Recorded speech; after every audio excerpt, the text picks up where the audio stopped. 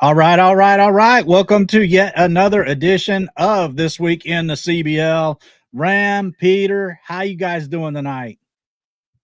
I'm doing better now that I get to hang out with you two wonderful gentlemen. As always, we're privileged to have you. And Yeah, the I'm Mets happy. are winning 2-0, so that's cool. It's a new feeling for us both. I'm happy to be here as always. I'm hoping that some of the talkative guys from the Discord show up tonight. I'd like to continue any of the conversations we had. I'm gonna go You know, harass. yeah, I'd love to see if any of those guys show up tonight. Not naming names because I would never do that, but it would be nice to see some of the friendly faces to come up in here and talk about things. I know that asking people to put full names in trades was a big egregious misstep of mine earlier in the week. So my apologies. I'll do a better job of trying to encourage people to do the right thing.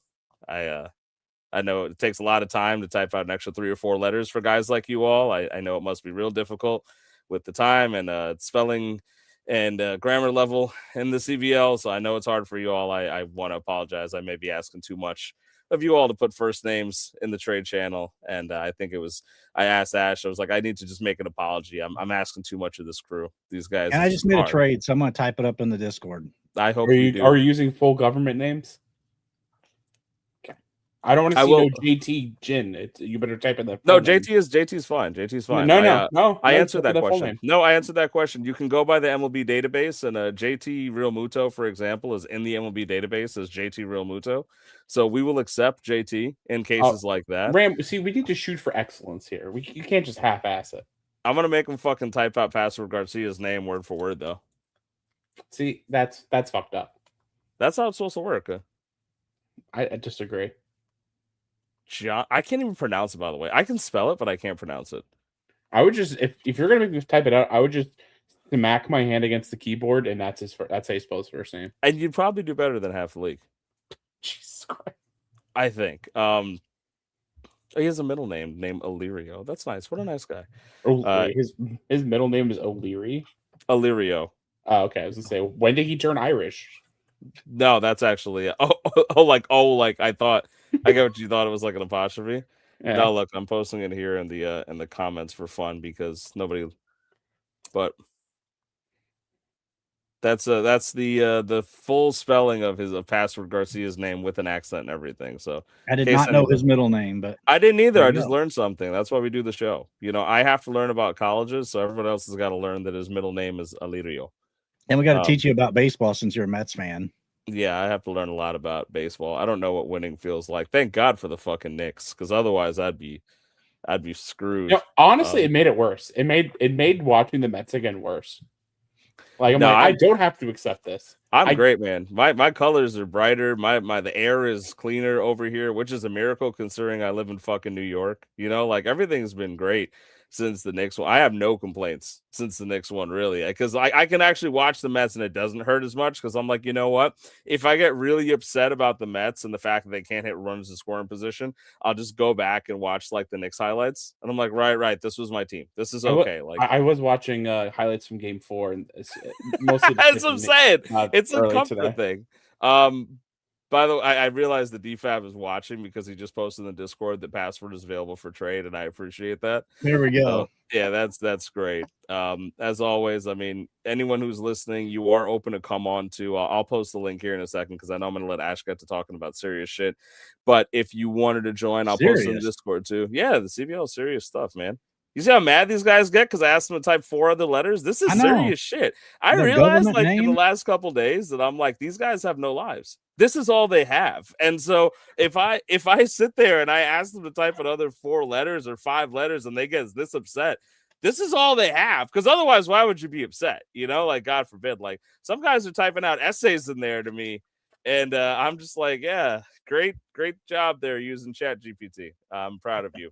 Good. I'm checking my team right now, and I got negative 32 pitching points right now for tonight. Yeah, I'm in the negatives because Noah Cameron got lit up, so I'm not fucking looking at shit. So mine is Rhett Lauder and Schlittler. The Schlittler, what did he put up, like negative 30 today? Negative 22.65. Yeah, I think he still got K's. Like Noah Cameron was at like negative 42, which is not fun. And I don't know how Rhett Lauder is only minus 10 because he's given up 6 earned runs. I'm at 61 positive points today, and I'm not trying to win games anymore. Look at you preparing for the NIT at some point or another. Brett Beatty is having a nice day. Does Brett Beatty have the other RBI today? Brett Beatty has 1 hit, one of them is a double, and Alvarez has 12 points. Yeah, Alvarez has the home run. He has solo home run. I forgot to bench him. Whoops.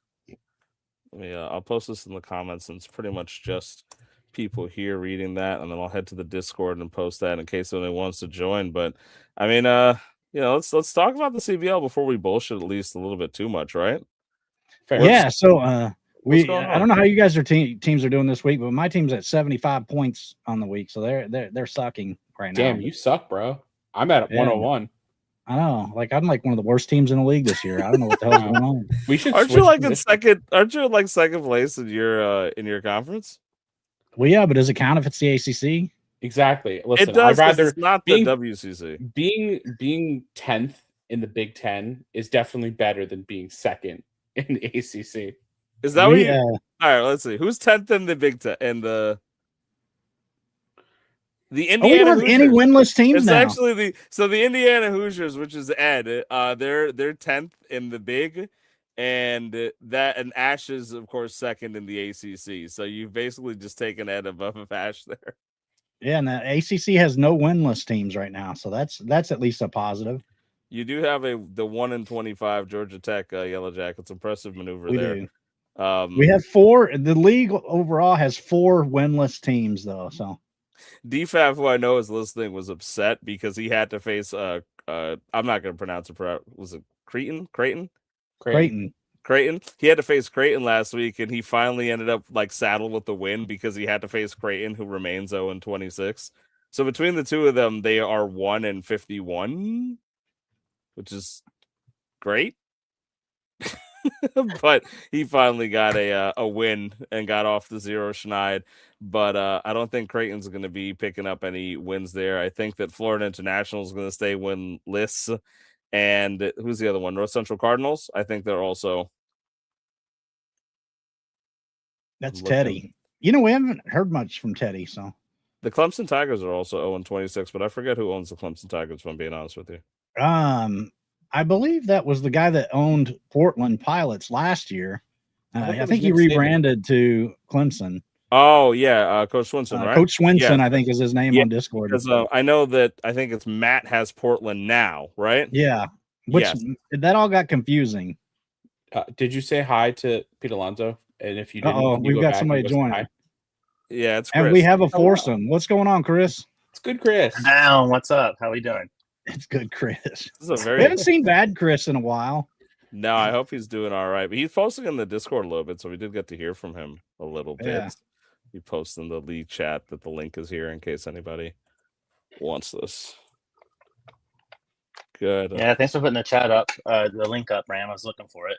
Yeah, I'm trying to get that up. You have a channel where that's posted every week, but it was posted a couple hours ago in the podcast thing. I'm not gonna lie to you. Okay. In the podcast channel. Yeah, I like when you mess with me. I don't venture much off the trade block chat on the Discord. If you'll have I can tell. If we at you, will you look at it? If I at you next week, okay. So next week I'll at you and I'll be like, hey, this is the link. I'll be on a few more minutes quicker because I probably spend 3 or 4 minutes just aimlessly looking on Discord. Yeah, because I gotta Ash put this one up at today, 5:07 Eastern Standard Time. So that link has been up for 4 hours. Well, and then that one's on me. I just think it's funny because you made 0 trades last year, and this year he's injected something into his veins because he lives in the trade block now. I counted last night. I think I made my 23rd trade yesterday. I mean, in a league with Benny. That's kid numbers. Speaking of kid numbers, Benny just had a kid, so congrats to him. That's why he's not here with us. Why the fuck are so many people in the league having kids? This is actually becoming I know it is crazy. An epidemic. I feel like I take it's everybody really loves their rosters, and they go out and just celebrate. They were very happy with them, and then I think they just love sex.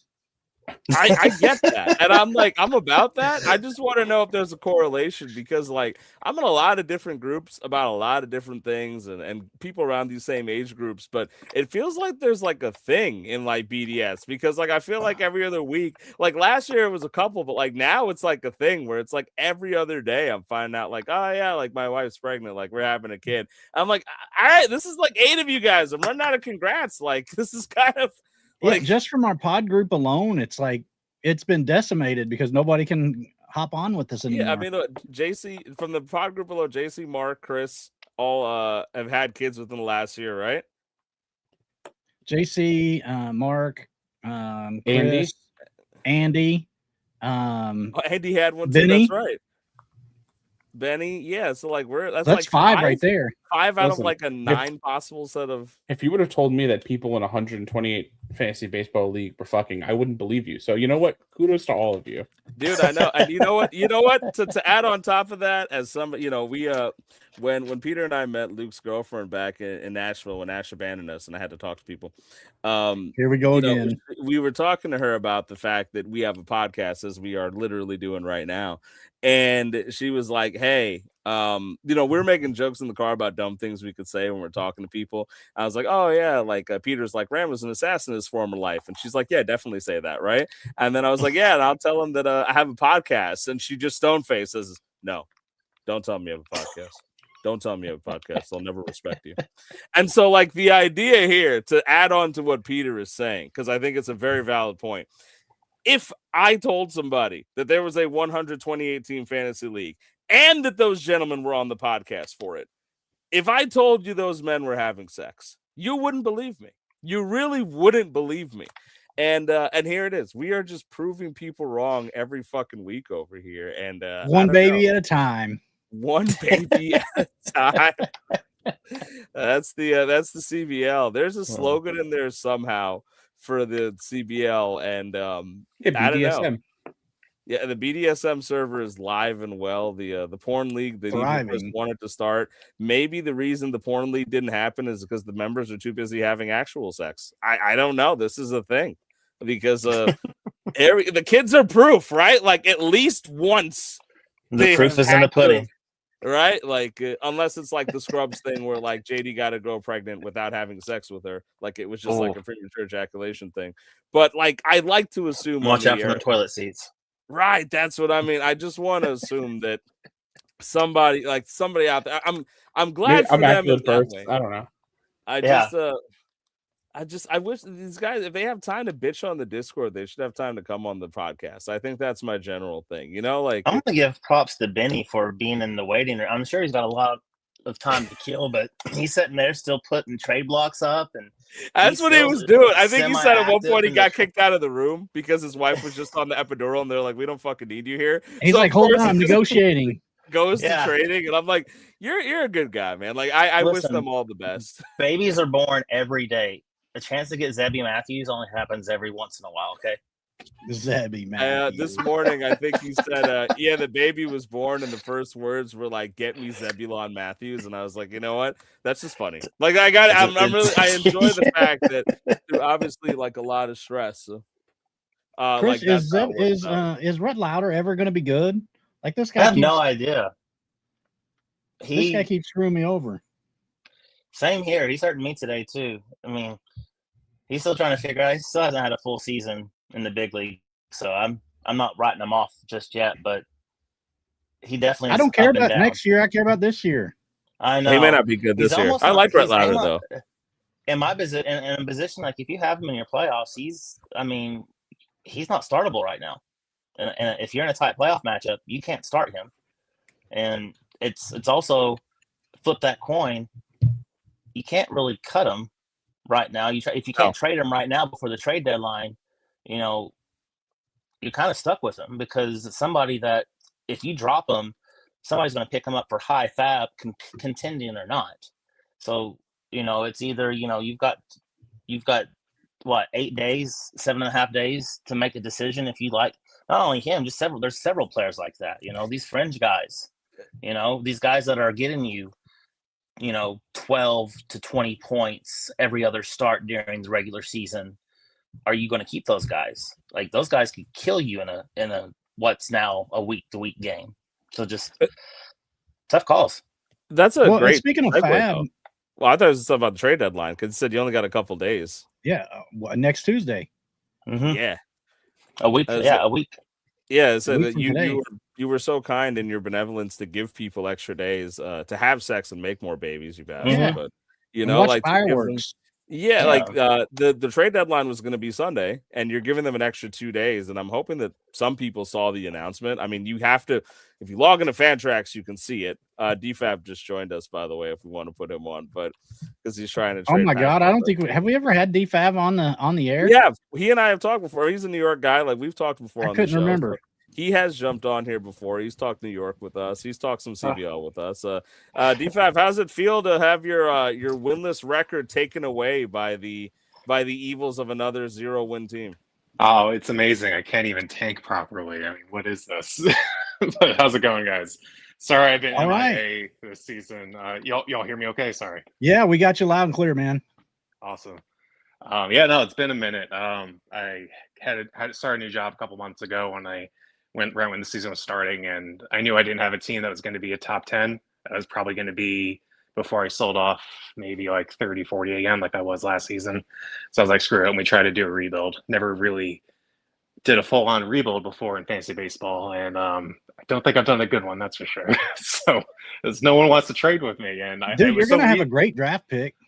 Yeah, but it was so easy to give up my meh guys for prospects, and I thought that most of these prospects would lose minor eligibility, so I wouldn't have any tough decisions to make at the end of the year. But no one's getting called up, so now I'm stuck with, okay, I'm gonna have like 10, 20 prospects who are going to be sophomores next year.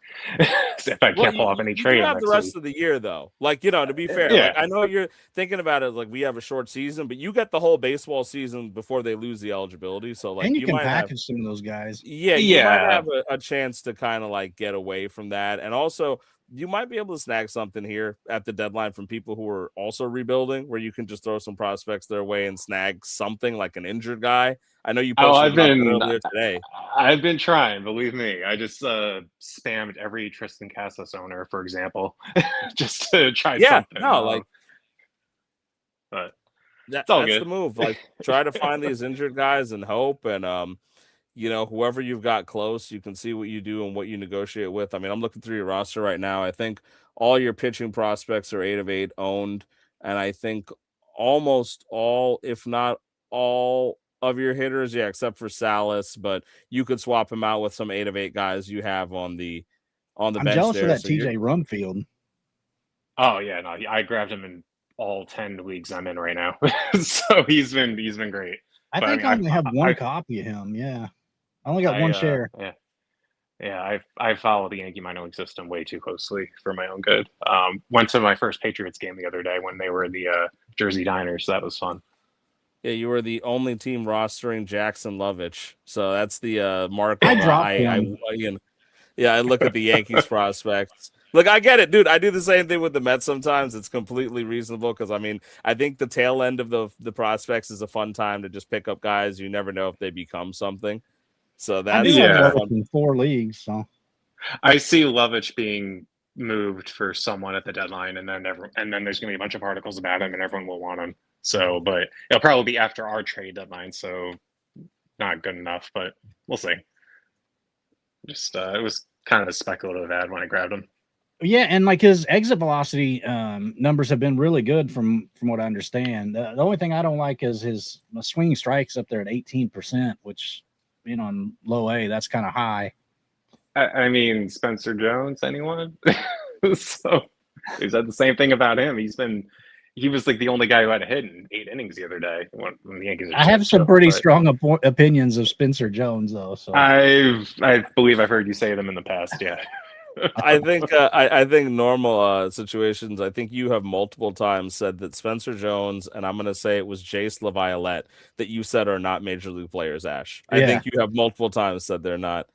And I think there's Chuck, by the way, sending he doesn't see anything in trade offers, by the way.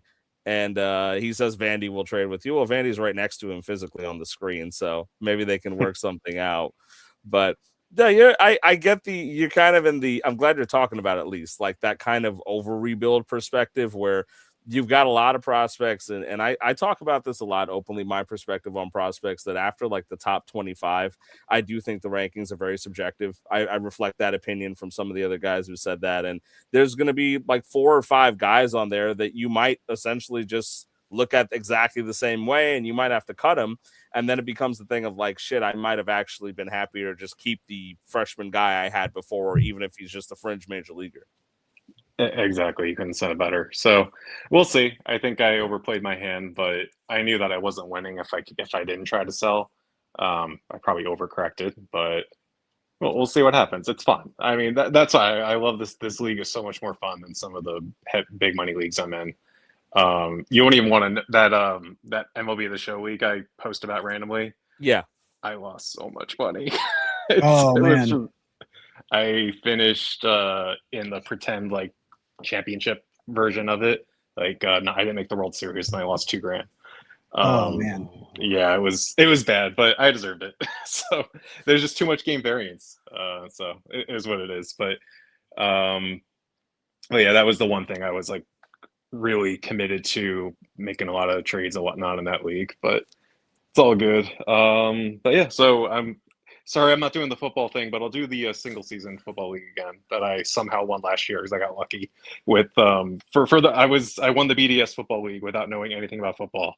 I just got lucky with my drafts. I just was searching on Grok who's good to draft in the first round, in the second round, etc. because it was a slow draft, and that's how I pulled it off. So. No disrespect at all when I say this, but like I feel like fantasy football is a much easier game for a casual fan to hop into and kind of win, because if you sit there and you've got a stud quarterback, a stud couple, like you can stud out your lineup and be pretty untouchable week in and week out, barring injuries. Baseball's got so many variants and so many different variables that you can have a team full of all-stars, both offensively and pitching. And if the stars all align and they all go cold in the same week, or 80% of your team goes cold in the same week, which can happen, you're fucked. You're screwed. Sorry, kid show. But yeah. I mean, you can have Cam Schittler just destroy your team out of nowhere in a random week like he is today. So I have him in a bunch of other leagues that are for way more money than the $50 in CBL. So it's been a fun week. But, Peter has often said that the $50 for the CBL is not so much an entry fee as it is kind of like paying a subscription to Netflix or something. yeah, It's arguably one of the most entertaining play. It is a very entertaining and unique league. I know what you mean. I mean, sometimes I do those speculative ads too, where I'm just like, you know what, fuck it, I'll take this guy and I'll bullshit about him. Like, I added this guy, I'm gonna have some fun.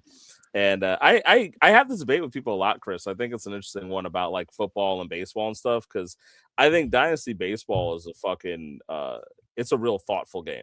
Because like I've explained that to people, and I'm like, dude, I've got guys that are 17 years old on my Dynasty roster, and that might pan out. And it's a crazy thing to think about. You know, you'll have a guy like I think there was one team last year where I had like Leo DeVries and I had like Max Scherzer on there. So I'm sitting there and I'm like, yeah, I've got like a 40-year-old and a 17-year-old on my roster, and they're both important for different reasons. And this is, you got to pay attention to all of it, right? I mean, like, I think if you look at like, especially because the way the minor leagues are in terms of Dynasty Baseball, and even this is a contract league, but it has shades of Dynasty, right? People are on Twitter scouting like massively. There's so much of a market for discussion of prospects that there isn't for other sports, because, you know, in the NBA, the NFL, these drafts, you get the guys that kind of expected to start on day one. So there's not so long of a development period as there is like here in baseball, where you might have to be right about a guy 4 years in advance to catch up to him. And then you have pop-up prospects like, I think, was it you, Ash, that just traded Nolan Perry? Yeah. Right? So you just traded Nolan Perry, right? A year ago, nobody's talking about Nolan Perry. Now, the other day, I traded Nolan Perry in one of the Pars leagues, and they were like, "Oh my God, I got Nolan Perry as part of a deal for Brandon Nimmo," and they're like, "Oh, that's a robbery! Like, how could you get Nolan Perry for Brandon Nimmo?" And I'm like, "You guys didn't even know about him 9 months ago." Like, this is, you know, pop-up prospects happen here, but it's literally, you miss a week, you might miss out on a Josiah Hartshorn, or you miss out on a Nolan Perry, right? And these guys that are like taking the world by storm now, that everyone now is on. I mean, even look, Josh Baez is now in everybody's conversations. Last year, he was not a top 100 prospect at all. He was just a guy that was hitting a little bit. And they're like, okay, he seems like he might have some tools.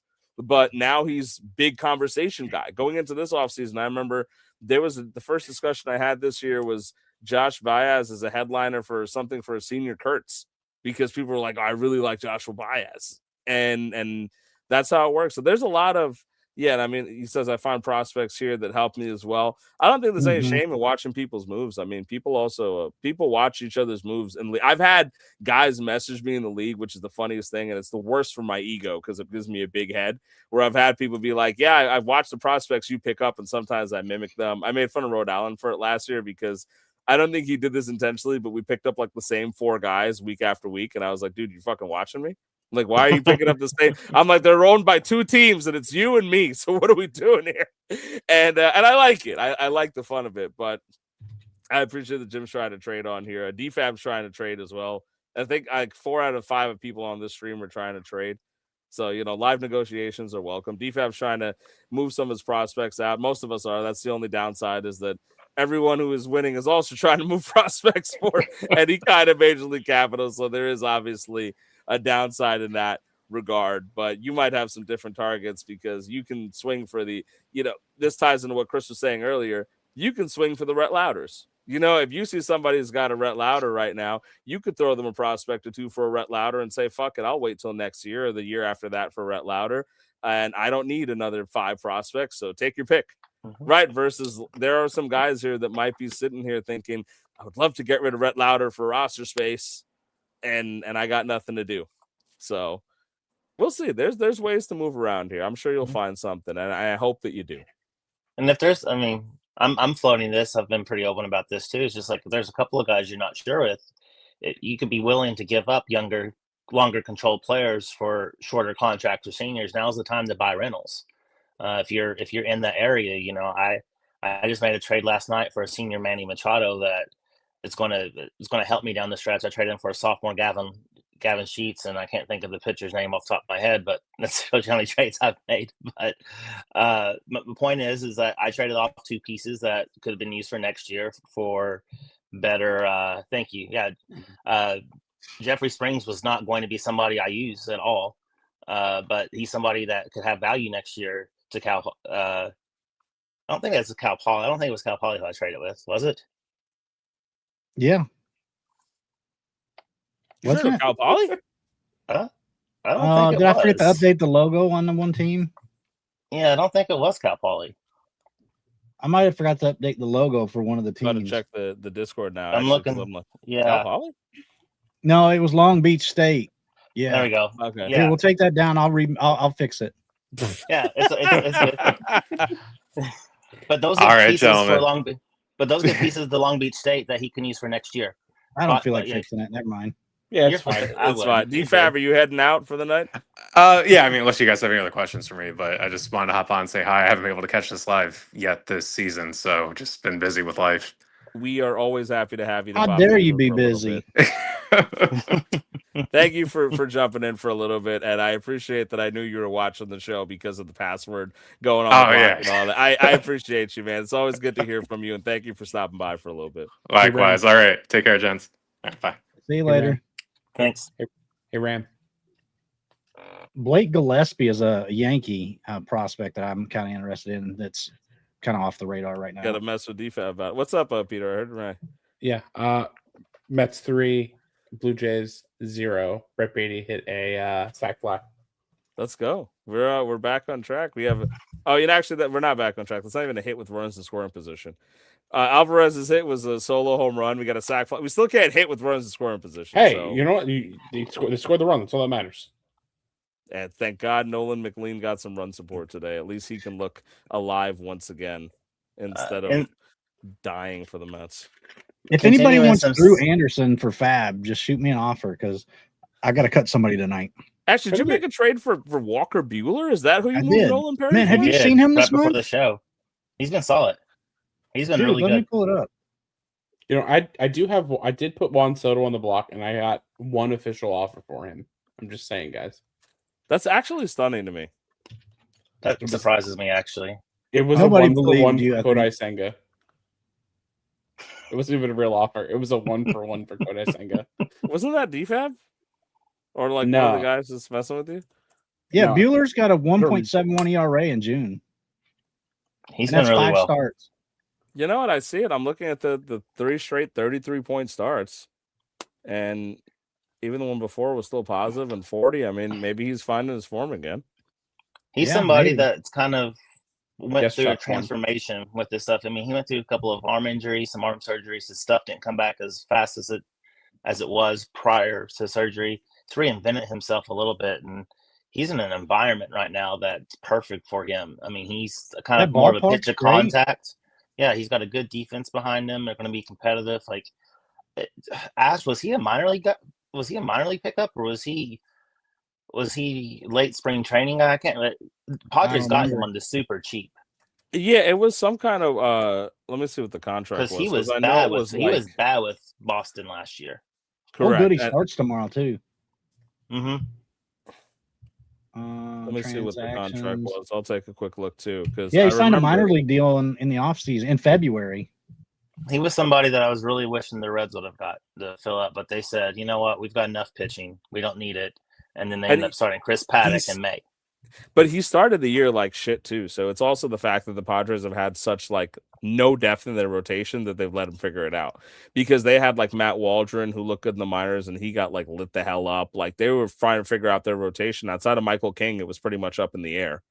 Because I think Yu Darvish is still hurt too, right? Like he hasn't seen the mound either. He's not this year. No. Didn't he retire?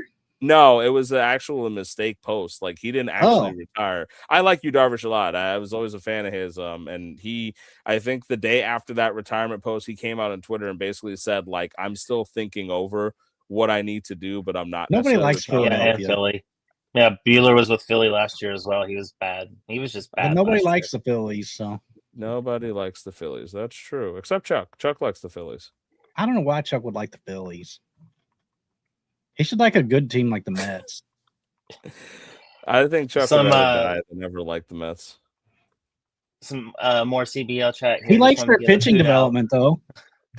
What's up, Chris? So I want to give a kudos to South Florida for beating me in the Buttermaker and advancing to the Final Four.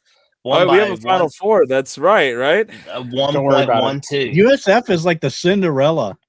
They knocked me off by 1.12 points. Had the Yankees not come back, had the Red Sox not come back on Sunday Night Baseball, I would have won because Bednar would have got the win and got those 4 additional points.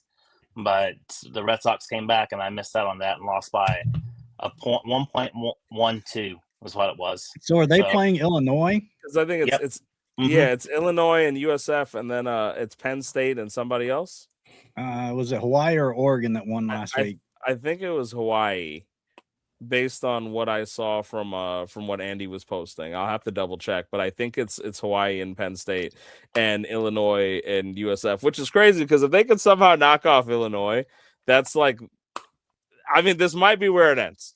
This might be where I don't know. USF's got this thing going on though. Like they're like the kiss of death right now. If you've matched up with USF, you just get ready to have a bad week. Like I've had my worst week, not of the year, but probably since week 2. But are they in the American? I think so. They're a 5-win team, I think. Let's see. Yeah, they're 6-20. Chris, is it upsetting that you're no longer in the running for the One Night with Ash? I'm fine. I had a miraculous comeback last week with Sonny Gray, thankfully, and I would much rather beat the league average than risk. I have made jokes in the Discord about the drunkest night I have ever had was in Lubbock, Texas. I've had nights with Ash, yeah. And Chris and I were sharing a hotel room that night. So, And I woke up and was projectile vomiting from the doorway of the bathroom, directing it at the toilet. It was like The 2 or 3 a.m. It was probably 3 a.m. because we got back pretty late too. So yeah. Back in our It's good Younger to have days. you around, Chris, because like every time that I start to think that like me and Ash are friends, he goes out his way to remind me, like, no, these are people I've actually seen and spent time with. Like you guys are Oh. just internet friends. Yeah, like he does this to me and Peter to put us in our place. I told 'Cause, you like, guys to come to Cincinnati or come to visit down here, and we go to a Reds Mets game or something. Why would I I'll be ever down want to go to a sometime. Mets game? That's what's wrong with you? I actually Last year we had a really good Ash and I went to the Reds game last year. You got it was almost drunk. a year ago. I got really drunk, and the Yeah. Reds got down like 8-0, 8-1 to the Braves, like in the 7th. Oh no, that was the other game because we went to a couple games last year. Yeah. But the Reds were down by a lot. The Braves scored 8 runs in an inning, and so he was like, "I want to leave."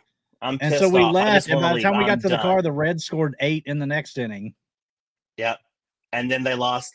They lost in extras because they couldn't score the Manfred run. You mean the ghost runner? That's not a ghost runner.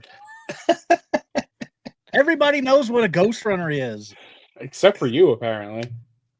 If you call that a ghost runner, you never played like pickup baseball. Or so how does the runner or... get there? He just appears like a ghost, like a phantom. I've if there's a real life person, it's not a ghost. Because like Rob Manfred himself like picks up the player and puts him on second. I've seen it happen. And otherwise, then he's getting paid way too much money to do nothing for baseball. I'm under the impression that Rob Manfred specifically just spawns them there on second base. Can we talk about how bad Rob Manfred is as being a commissioner of baseball? No, because we don't have enough time on the show for me to get my feelings out about Rob Manfred. We do not. We really don't.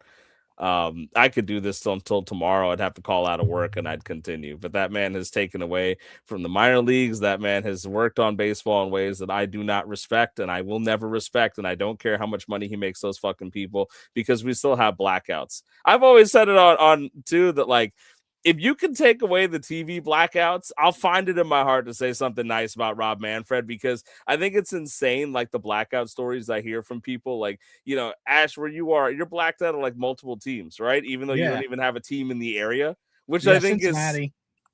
it's weird to me. Like they're like, yeah, no, you can't watch local base. Like you can be outside of here. They tell you to pay. Manfred and Goodell, share a cell in hell. I like that. But it's ridiculous. Like for me here in Nashville, I'm blocked out from the Cardinals, the Reds, and the Braves. Like, and all of those are 4+ hours away from me. Well, and Hawaii is blacked out of a bunch of teams, which is crazy. Yeah, if you're in Hawaii and Alaska, you can't watch the Mariners. Which I Hawaii think has like California 6 teams teams or something on the blackout list. They spun a wheel and they're just like, yeah, I guess like Hawaiians might like them, so fuck them. They need to pay for this TV package. Also, anytime the commissioner of a league calls his made championship a piece of metal, like go fuck yourself. Mm-hmm. Well, in fairness to Manfred on the TV thing, he did mandate that any new media deals couldn't go past 28. So that leads me to believe they're gonna. They mentioned it. Do this in like one package or whatever. Yeah, when they made their like little shill post on Twitter the other day where they talked about like what we're doing for the new CBA and all that, there was a direct mention of we've heard the concerns about the market blackouts and we're aiming to solve that. So I am hopeful that comes out of it for the obvious because it would be nice. Like it doesn't affect me, but there's so many people that if you want to grow the sport, you just need to give them access to watch baseball.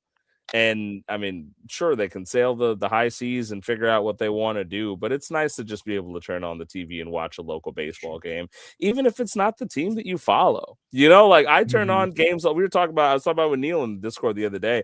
I turned on a Tigers game the other day just for the hell of it, and I was watching them having fun, just like spouting some bullshit, and I like the way they talk. He was like, "Yeah, if you see a ground ball, grass, dirt, grass, you got to go first to third," and I'm like, that's great. I love these turn. Like I enjoy this. This is the stuff I don't normally hear. So it's sometimes just want to watch more baseball. Every year I get the MLB at Bat app. That's what it's been called in the past. So I can listen to the radio. I'm not in the Reds market traditionally, so I don't get them on the radio whenever I'm traveling out and about. So I'll pay the $50-$60, whatever it costs for the radio on the MLB at Bat. This year they changed it. It's like MLB Plus or something like that now, but there's additional things like minor league games come with it, which is cool. So watch the minor league games, and then MLB big inning comes with it as well, and that's like NFL Red Zone for Major League Baseball, and I can't tell you how many nights just I hate if the big Reds are innings. getting their ass kicked, I just turn on and watch all of that. I do. I hate big innings. Why do you hate Why big do you hate innings? Out it? of curiosity. So, because you'll have like the 4 games on the screen, and I'm constantly looking like from game to game to game, and I never see anything actually happen. Like I'm always just ADHD, bud.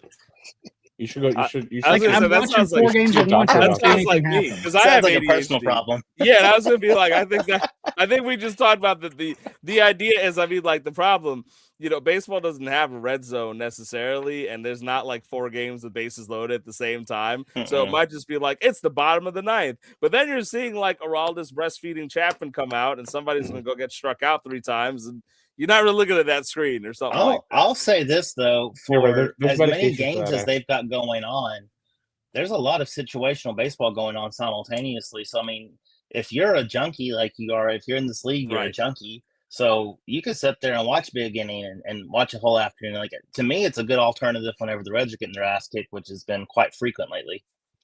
Yeah, I feel a kindred in that moment, because I look at how bad the Mets have been playing, and I'm like, man, I like baseball, but turning on the Mets hurts. So I should probably watch. I'm like, you know what? I got this other guy, Chuck chiming in saying he loves red zone, strike zone, LMB big inning. I like big inning too. I enjoy that because like I think people have seen, like, I have an app called Reel, and this isn't a promotion thing, it's a free app that I use, but it tracks things down to a pitch, and I love that because like I'm constantly just swinging between the games, I'm looking at whatever, and I'm like, oh, that looks interesting, I'll turn that on and I'll watch it. It's bases loaded, let me see if somebody's gonna choke or do something, just because I like baseball. Or I'll go back and watch a replay because like Caminero, I think, homered for his 5th straight game today, and then they announced he's going to be in the home run derby, and I'm like, oh baby, that should be fun. I look forward to that, especially with an untimed thing where he's just going to be launching for a little bit. That should be fun. But yeah, you peep in on Stars, you see the guys that are either on your team or kicking your ass. I had thought pretty early on in the season, if I was in contention once the playoffs start and after the All-Star break goes, MLB TV is usually about half off or heavily discounted. Yeah, and I'm thinking about buying it, and just for the rest of the season, for the second half of the season, we're in our playoff games, and actually turn on and watch it. But then I found that the more that I turn and look at the scores of my games going on, I could have a pitcher having a 45-point outing going into the 6th inning, and then all of a sudden it's double, single, home run, because I ignored the first 6 innings. I decided to peek in and watch it or listen on the radio, and it just goes to shit. So like that too. Let me ask you that. Are you a believer? Are you a believer in jinxing your fantasy squad? Oh, absolutely. Yes, 1,000%. I'm a believer in jinxing the Reds. No, like, I'm right with you there, man. Like I grew up. This is a real story. There was like a series when I was in 8th grade with the Astros that they blew in the 9th inning 3 straight nights, and my mom walked into the living room around the same time every night, and then the 4th night she sat down around the same time, and she's like, well, guess they're about ready to lose again, I'm here. And we kicked her out of the room, and they ended up winning. And then we had like a little room, like a thing, like, if the Reds are winning late, Mom, you're not allowed to come into the living room. I was gonna ask Ash, but I guess he's fixing something on technical side there. But Peter can attest to this. When the Knicks were on their run as of recent, I wanted to watch the game from the same exact spot in the same exact position. I was like, no, I have to watch the Knicks here because the Knicks are winning and things are going well. And if I go somewhere else to watch, they will not win. This is not going to work. And it's going to be my fault. It's absolutely going to be my fault. And, Peter, I think you, to the effect, we're going to say something similar, right? That you also believe in jinxing your teams? Oh, 100%. Like, Ram, I'm like, I can't watch the Mets like right now. Like, they suck. And then you'll be like, hey, the Mets are winning. I'm like, I can't turn it on because they'll start losing. Like, I can't do that. Yeah, I have a lot of shared texts with him of that exact type of sentiment, Chris, where it's just like, nope, if I turn it on, they're going to start losing. I can't turn it on to 7th or something. And it's a lost season for the Mets anyway, but you still got to keep that going. You got to respect the superstitions. These things have been going on so long with the Reds that, like, I told you, just like we had that thing with them blowing leads. My mom walked into the room when I was growing up.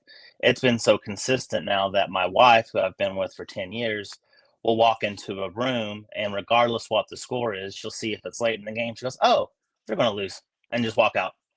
And she's right like 70% of the time. Sorry. I'm so superstitious when it comes to the Mets. I'm not even really that superstitious when it comes to anything but the Mets.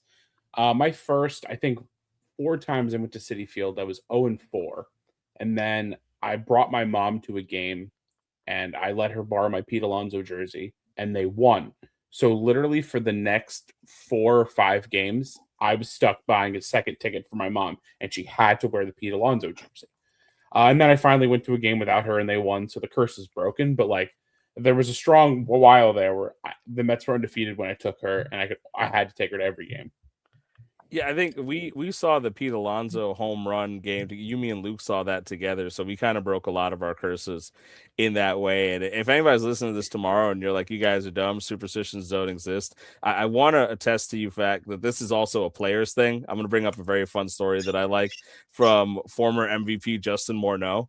That Justin Morneau had a whole like thing, and so Nick Punto once made him a Slurpee that was half red and half orange, right? I'm sorry, yeah, like half red and half Mountain Dew. And so Nick Punto has to go ahead and like made him these Slurpees like all throughout the career when they're playing together, has to be the same exact Slurpee, and he would always have it at home games. And I love that story because I remember learning baseball as a kid, and I think the moments of vulnerability and moments of relating to people were just really funny to me. So the idea that like I'm thinking like Justin Morneau was a master man, he was a great hitter, and just the idea of like him talking about the fact that he would not have played the home game without it. And Nick Punto goes on to talk about the fact that like if he knows like it's coming and he hasn't made it yet, like he'll fuck around and he'll like kind of leave and he'll run around. So Justin Morneau is going to the trainers like, have you seen Nick Punto? I need Nick Punto. I need him to make this stupid Slurpee for me to play the game. So they're superstitious too. A lot of them are very superstitious. Any athletes, if you grew up playing, I grew up playing a little bit too, like, you know, you've got superstitions. You got lucky shoes or you've got something you got to do.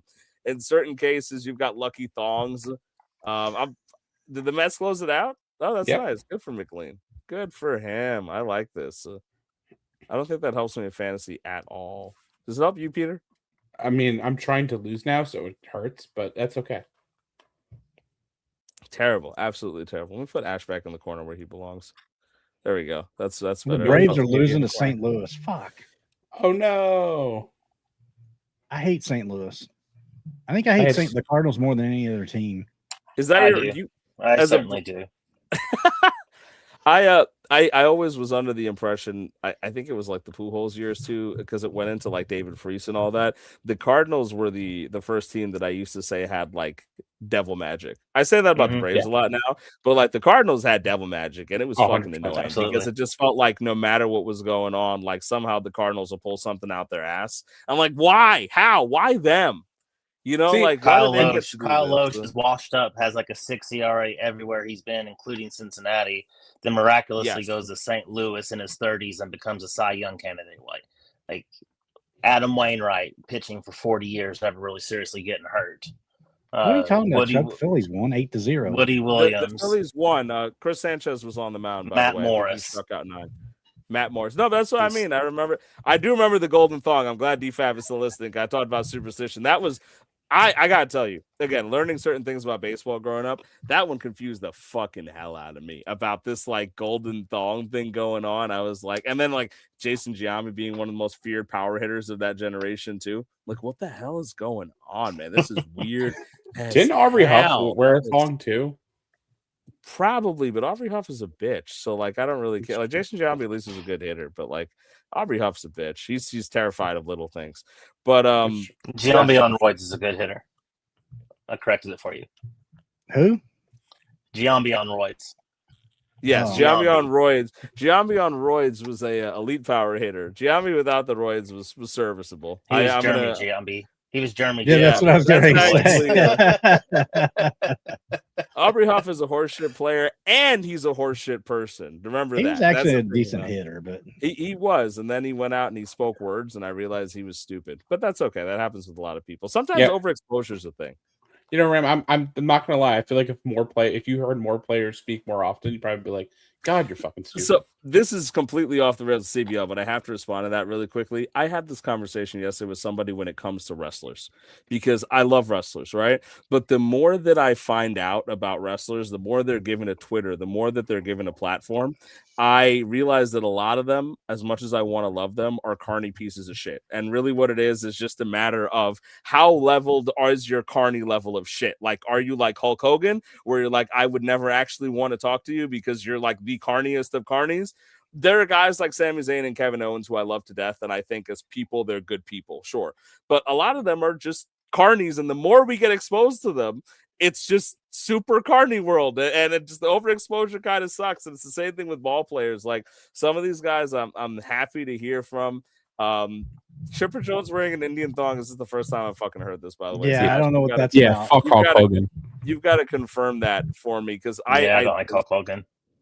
I know I don't like Hulk Hogan. I think that's a Piazza wore a Barney thong, probably, especially while he was over in Italy running a soccer team. I did not know about that until this weekend. Yeah, Peter taught me something, because I was like, you didn't know about that? What the hell do I know about soccer? When have I ever mentioned soccer before texting Peter today and saying, hey, I bet on Mbappe? I know that's how he Mbappe. literally ran it into the ground. Mbappe. Like a 100-and-some-year-old organization, he ran it in the ground. But that's it. Where in my world is soccer? It's like collegiate sports, where I'm learning like things on the, like, I didn't know what the frick Vanderbilt was before, like, you know, this, like, these are things that I'm it was a Commodore. Yeah, I didn't know what they were. Like, God forbid I had to know what I walk into a room and people are like, you idiot, you don't know what a Chanticleer is. And I'm like, I don't know how the fuck you do. How do you people know these things? What are, like, it reminds me when I was taking a notary public exam and they're like, hey, do you know what chattel is? And I'm like, I don't know what the fuck chattel is. Nobody uses this since the 1700s. Why does anyone know these words? And then why are people so proud of them?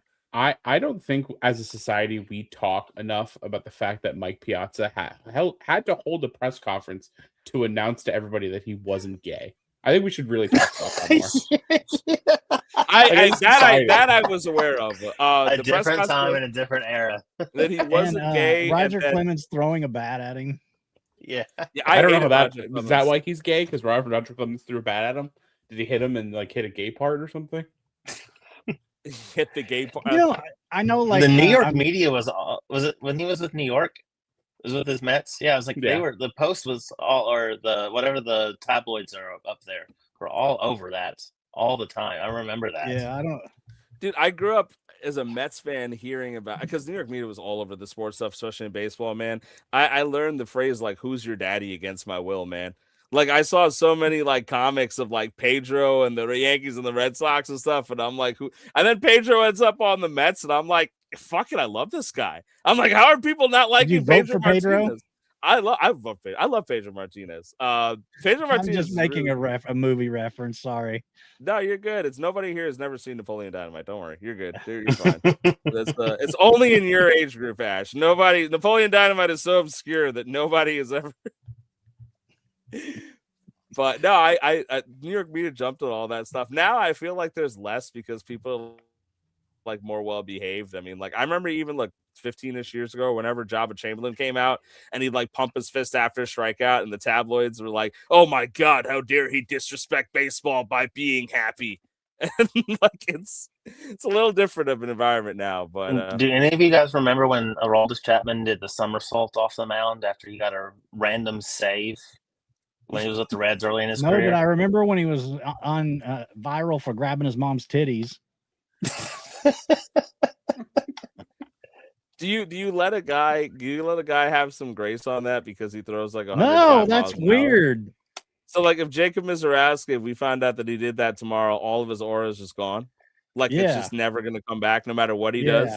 If they both do that, that's the secret to throwing 105. Right, that's what I was gonna say. Like if two becomes a pattern, exactly.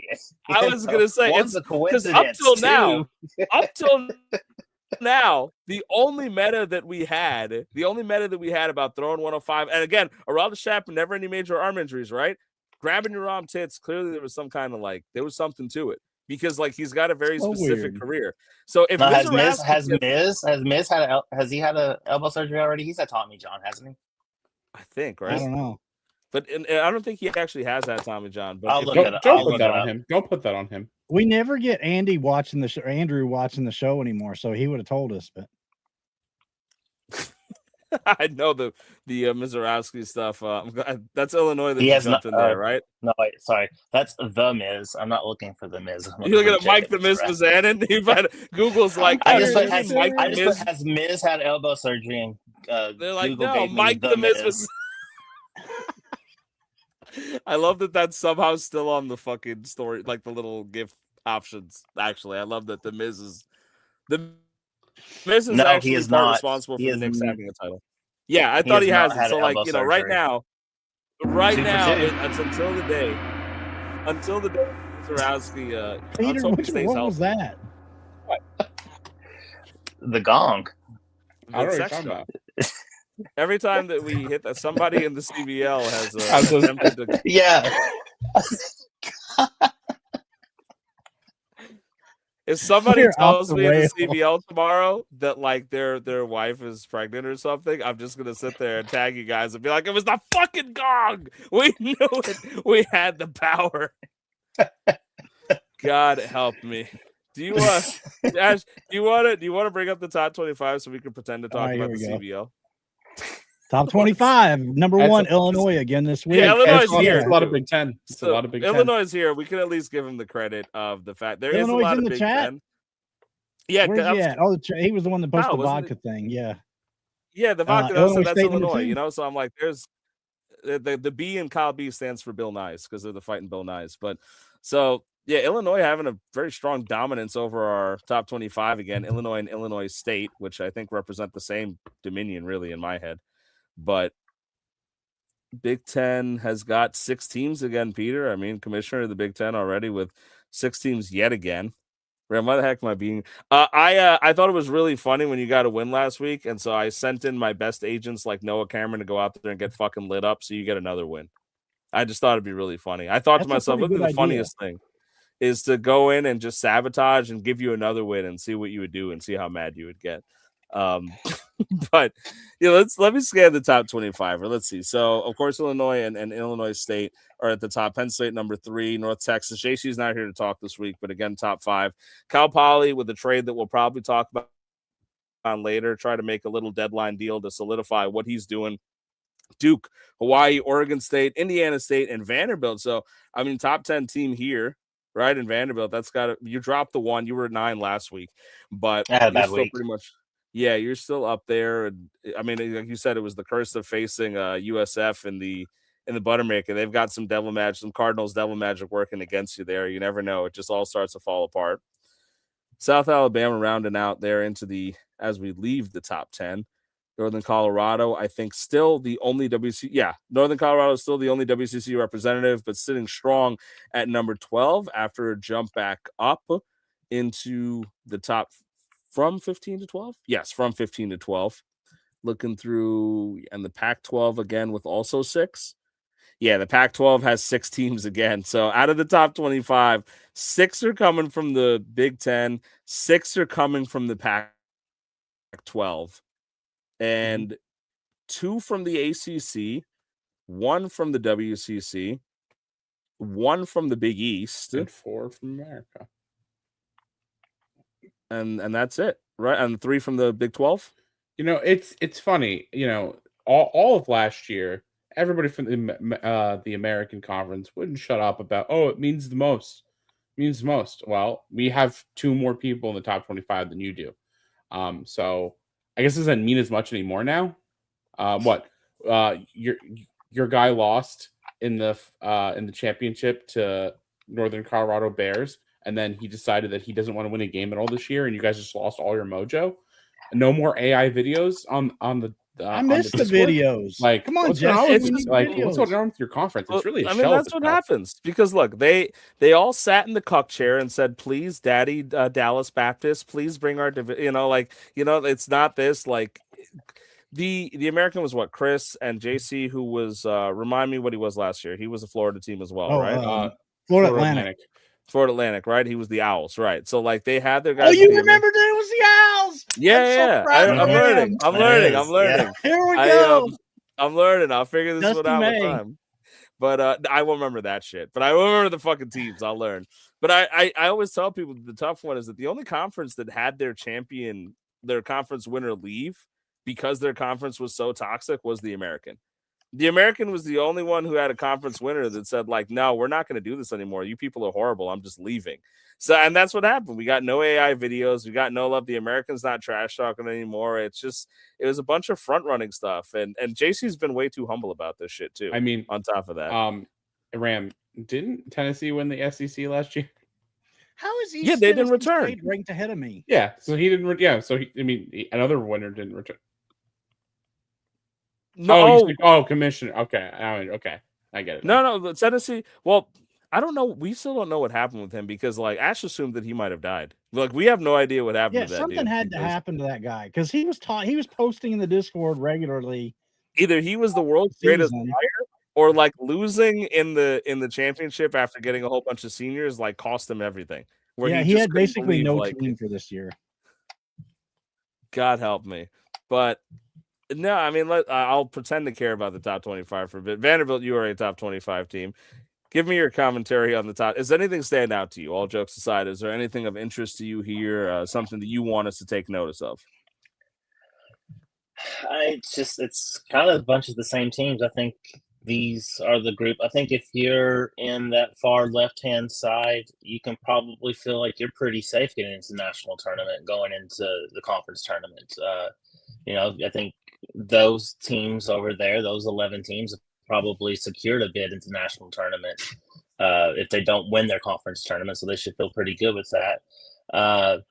It's been just another consistent week. Just not a lot of changes that you see. I had a bad week, so that's why I fell. If South Florida wins, do we throw them a honorary 25 if they win the Buttermaker? Well, I've actually received a top 25 vote this season, so I do think that I do think you did not. It was a technical error. I have the screenshot. It was legitimate. I may or may not have provided him with the screenshot where his team was listed in the top 25 because I thought it was. I remember, but it was a technical error. It may or may not have been a technical error, but what I can confirm is a non-Photoshop photo. A non-AI photo exists in Peter's hard drive that shows the Rutgers Scarlet Knights in the top 25. I cannot confirm or deny whether it was a technical glitch or whether somebody fat-fingered their team and scrolled down extra and hit Rutgers instead of another team. Can and cannot confirm, but I can confirm the photo that he has of the top 25 that has Rutgers in it, not AI. I saw it. Not Photoshopped. Yeah, you saw it. You can't deny it. It was there. It was there. I won't deny. I think we should be supportive of other teams trying to break into the top 25. And yeah, it's too elitist, It's too elitist to hear. The elitist. I knew he wouldn't show up. But the elitist at this point in the season, if you're in that bottom, if you're over in the lower tier of the middle block, or if you're over in that right-hand block, I mean, is your only avenue to the national tournament a conference title? No, sort of. Because if you're second in your league, you get top two. Yeah. So you may not. There are some people like for me, all like giving actual perspective, right? Like I'm the. It's like a team like Minnesota or Wichita State. They've got to win. They've got to win. There are ad hocs in for but the problem is with having tough conferences like the Big or like the Pac is that your record is not going to be good enough to maybe get in. However, you do have enough points that you might sneak in.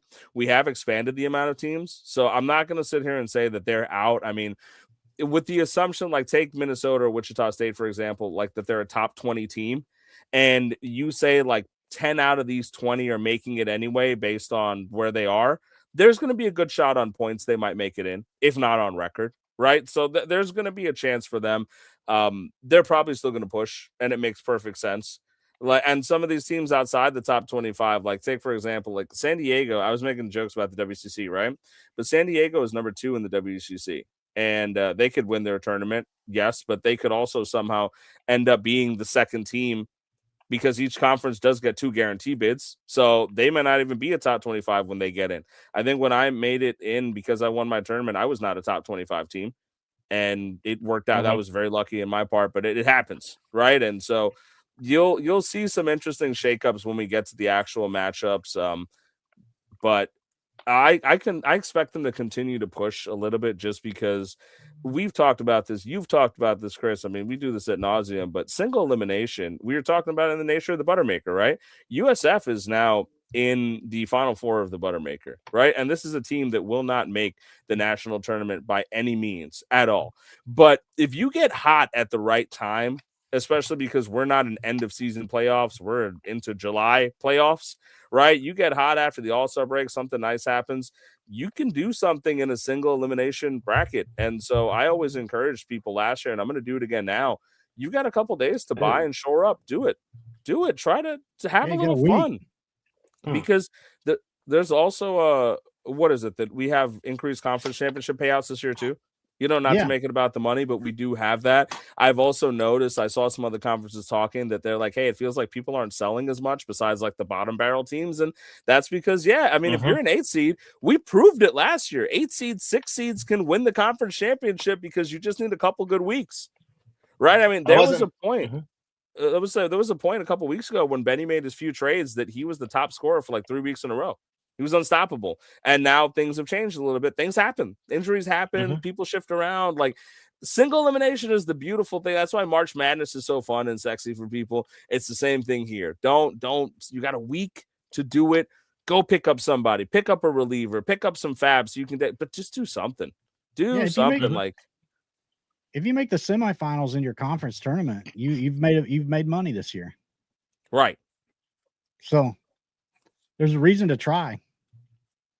So I think that what Ram was talking about, what Ram was talking about, that's why less people are making moves this year. There's, there's more spots in this year. There's more competitiveness going on, and people, if you're kind of in that hovering spot right now where you're might get in, or like I think Wichita State put out was it Wichita State that put out like a kind of a bracketology or kind of something like that. If you're in that range, like, there's still a good number of teams that are still fighting. Even the SEC, we've still got Mississippi State fighting for a spot too, and they're not gonna sell off. That's somebody, honestly, up until that came out, I kind of thought maybe his only way in was maybe through a conference tournament title, but there's definitely path there for him to get in. So he's going to keep playing as he should. And, a lot of these teams are going to keep playing. It's kind of like, when Major League Baseball expanded the playoffs, like now all these teams think they're in it more. The goal now for a lot of these franchises, unless you're the Dodgers or Brewers, isn't to necessarily go out and win the division. It's to just go finish 83 wins, 84 wins, and see if you can sneak into the playoffs, because that's almost as profitable. I think it was Jerry DiPoto of the Mariners came out a few years ago and said the goal is to win like 56% of your games, like over a 4-year average. Like your goal should be 56.6% win percentage. Sometimes I'll get you into the playoffs, sometimes it won't. But from an owner standpoint, for that, I mean, that it's not to win, it's just to hover around 500 and see where you are. Like, if you get into the playoffs at the end of the year, if you don't, awesome. But it just kind of expands, keeps it more competitive, but also it allows teams like the Mariners and the Reds to kind of like, play, we're faux competitive. We're kind of competitive, but we're not going to go all in. Yeah, for sure. And a lot of these teams are there are some teams trying to make moves and improve their team for the stretch run. So you guys ready to dive into some trades? Yeah, as always. Let's put up that Vanderbilt one with the wrong team logo. I put the wrong team on here. Wait a minute. Get rid of that. There we go. I put the wrong team on here because I did not change out Cal Poly. That was Long Beach State. This is Long Beach State that's receiving Gavin Sheets and Jeffrey Springs, while Chris is receiving Manny Machado. Ram, what did you think about this deal? Let me get my screen back up here. Yeah, so Manny Machado has been a relatively slow starter for the entirety of the season. He hasn't done much, but I think Chris was talking about earlier, right? Jeffrey Springs ain't doing shit for him right now, and Gavin Sheets ain't necessarily doing shit either. So let's consolidate on roster and let's get the guy with some upside here.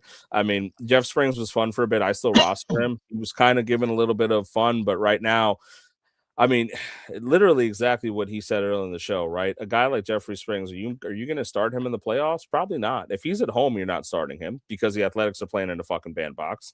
And on the road, you might not because he's not doing so well. So he might not even be a value guy right now. And you'll probably put Manny Machado out there at corner infield or util because there is still the chance he can hit a home run or have a big day. So I think the logic is sound on both sides. Like, I totally get why either team would make this deal. From the competitor's perspective, I want Machado. But in terms of the years on the deal, sure, Long Beach State got some years on it, and that works out for the future. So I think it's a pretty even deal, and I respect that. Yeah. I think what I was thinking with this is, being on, you got the unique perspective of having somebody that was involved in the trade on here. I was looking for another impact bat that could maybe help me without sacrificing too much of my future, and also do some roster consolidation that I've got to be doing here soon. I've got some guys coming off the IL that, I'm thinking kind of ahead in the next couple of weeks that when I get a couple of more players off the IL, I don't want to cut people for free. So I'm trying to do some 2-for-1 trades right now, trying to get some roster consolidation, trying to get my roster to look like a playoff roster now. And Jeffrey Springs and Gavin Sheets probably were not going to be in my day-to-day playoff roster. So wanted to get them. Machado's been hot lately. The last, I think over his last 30 days, he's got like 114 points or something like that. He had a huge Dodger series. He just had another home run tonight. The bat is heating up. I don't expect him to be Manny Machado, but if he can duplicate his first half again, maybe with a better average, I think he's worth, I'm slotting him in as my first utility guy. So I'm not depending on him to be my big bat in the lineup. So that's what I was thinking with that. And then Gavin Sheets has actually been a pretty solid Padre. If you look at his 2 years when he's been with the Padres, he's been very solid. He's in a platoon there. He's in the strong side of a platoon there at first base, gets a little occasional outfield. But he's an easy 25 to 30 homer guy out there. I think he popped 20 last year. He's on pace to do like 25 again this year. And he's a pretty solid bat for somebody that's I'm not going to say part-time player, 75% of the time player. He's been a pretty solid Padre. So, Long Beach State's getting a bat that can them for the next couple of years. And Jeffrey Springs in the regular season is serviceable. So it's somebody that can help him next year. Maybe this time next year, a senior Jeffrey Springs is pitching better and can net a better return, because pitching is worth its weight in gold in this league. What do you think, Peter? Yeah, just kind of backing off what those guys said. For a team making to the playoffs, even though Manny Machado hasn't put up Manny Machado numbers, he's still Manny Machado. And the playoffs is such a short sprint. Like, if he has a hot couple of weeks and helps, that's going to be such a big help for you. And the nice part is your team's so good that you're not really depending on him. But somebody that's not really competitive, trading, even though Jeffrey Springs kind of fell off a cliff from his first part of the year, pitching is so valuable that even the thought that he could return to some of that next year, and it's worth it. It's worth it to make that deal. He's healthy and just he pitches in that bandbox in Oakland and Sacramento, and he really gets hurt from that. And yeah, Gavin Sheets, like you mentioned, he's not the best player in the world, but he plays the majority of games. He usually puts up. He'll usually end up in the positive when he plays. So for a team that's still trying to figure out where they are, that's a great player to have. Mm-hmm. It's kind of like I think Machado's still walking. He's still walking at an elite rate, and I think in this league, walks are super valuable. I think they're almost kind of a secret. Better than grounding into a double play. Machado just did. No, I said it's better than grounding into a double play. I thought you said he just grounded into a double play. I'm gonna say, yeah, well, fuck me on this. I'm about to say to him, but if like Bregman, one of the reasons I wanted to get another third baseman is because Bregman's not had a solid year, but he's still walking. And if you can get guys that are still walking, you can work through them hitting 188 while they're still finding their stroke, But if they're sitting there chasing everything and they're on base, they're not drawing walks and they're on base, it's still close to their batting average. And wouldn't have any part of it. If he wasn't still walking, if he still didn't have 30 extra base hits already, like I would say he's probably done. But he's hitting into some bad luck too. I did do some research on him yesterday, and I think like his expected BABIP's like 284 or something like that. I could be wrong. Could have misread that somewhere, but it's significantly higher than the 188 that he was hitting. So I don't think he's done. I really don't. Yeah, I mean, he has kind of declined each year the last few years, but hopefully he can kind of pick it up from what he's been in the first half this year. Mm-hmm. Originally, when I put this on here, I thought it was interesting because I was going to end up leaving, having this be our last trade, and we, spin off that to some Hall of Fame talk. But we'll circle back to that once we get done, and we'll use this opportunity to pivot to the next team or the next trade, and that one really did involve Cal Poly. Right. Receiving a sophomore Louis Varlin in exchange for 250 fab to Iowa. Peter, what did you think about that trade? First of all, I just want to say congratulations of beating my record this season for the most fab involved in a trade. I traded 200 fab for Brett Beatty, and he ended up being he's top 10 worst on base percentages so far. You this did season. What? Yeah, don't worry about it. I missed that one. I thought I made a mistake accidentally putting $100 down for Jordan Romano. I fat thumbed $100 bid for Jordan Romano back in April. But dude, you did that on purpose. Listen, good Chris. There's a lot of lore here that you're clearly not understanding with me and Brett Beatty. I'm sure there's a background. Yeah, that's fine. So. The only thing I have to say about this trade is I hope it goes better than that for you. 250 is a lot of fab. I mean, that's half the fab. And 250 is a lot of fucking fab. I don't understand the exit. I think it's fucking with you because you're not allowed to torment me with Brett Beatty anymore. Brett Beatty sucks too much, so the bot is telling you to fuck off. It's like, go, leave. I like the Acuna one that it used. I said 500 to Benny this year. There have been some, like, I remember in the beginning of the year when like fab was going on, there was a lot of fab like being thrown around. Was that a freshman Peralta? Yeah, there was. I had that freshman Peralta at one point. There was. I think I sent 225 fab to start the season for this redshirt Hunter Brown that I have. So like it's fun to do. I think honestly, Louis Varlin has become a very, very consistent reliever for this team, and he's been pitching really well. So I think it's a matter of like, look, I'm trying to push, and this doesn't require me to give up anything at the major league level. And I could either give up the fab or I can go ahead and say, screw it, I'll get a reliever and kind of fortify my ranks. So I think very similar to what I was saying about the one before. It's fair on either sides. I mean, nobody would complain about 250 fab, but you've got to make that work because at the same time, I mean, I'd rather take Varland at this point in the year. I would too. 50 fab doesn't mean as much as like what are you using that? Because it resets. There's going to be some guys that come through, and there's going to be some guys. I kind of had a counterpoint to that with the fab. Like I was actually sitting here looking at this.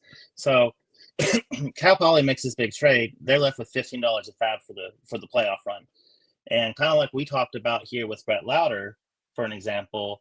If some of these playoff teams don't think he's serviceable, rosterable once they get to the nitty gritty of their playoff run, I mean, what's to stop the Cal Poly from wanting to go pick them up now? You know, they had a big pot of fab. Any of these contenders, they got a big pot of fab. Based on what he's got on his roster, does he want Brett Lauder? He doesn't need that. You know what I mean? So, like, for me, that's a singular example. Right, I know, but I mean, like the guys that are available, there are going to be some guys dropped that will be available. And there's going to be some computer drops, you know. Not every Travis Mazzano is going to be remember back on. There are also a ton of non-competing teams that will jump on that with a lot of fab too. So, like, you could end up holding the fab for nothing. And I don't think you're wrong. I just think that at this point, if I'm competing, give me the Louis Varlin, right? Because like, give me the guaranteed like extra juice into my lineup. That's like 30 points a week. Right, because like that could be the difference. I know I'm stressing having $63 of fab left, and this has left Cal Poly with 15. So that lifts him for very small margin of error to help. If anybody gets hurt, he gets more fab. He might get more fab in the next week too. You know, like correct that. Yeah, I'm trying to replenish my fab too, but just food for thought there because I think these there's going to be a lot better players in the second half of the season be put on free agency just from roster crunches. And now is going to be that's where the fab's going to be used. I think there's two parts of the season that are the fab's the most important. First 2 weeks of the season, and then in the playoffs. I'm not necessarily saying you need to have a war chest of fab, but I think at least have 3 digits to help through any kind of injuries, to navigate through such a long playoff system too. We've got it's a not only is it a playoff head to head, but it's a long playoff system. So if you get guys hurt, a couple of guys hurt, you're going to be bidding against other teams, and if other teams know, oh shit, Vanderbilt's only got $10 of fab left, all they got to do is just put $15 up, or just I'm getting a nickel and dimed every time. So just it's not the end of the world. It's not the worst thing, but it's just it does leave you a little bit of a strategic disadvantage if you get that far. But I haven't been that far. I didn't make the playoffs last year, so I'm talking out of my ass right now. No, the fab was real important last year because the thing is too is that we had some guys that were I think the scientific word is being little bitches, and so that they went ahead and when they were like, "Oh, I'm out of it. I'm just gonna drop my seniors because like screw it, I don't care. Like let the league get fucked up. I don't care. Like I'm just gonna drop my seniors and pick up this guy that and they'll try to convince me that it was because they were definitely looking forward to the future and taking a freshman guy, and those guys didn't even make it through the offseason with them.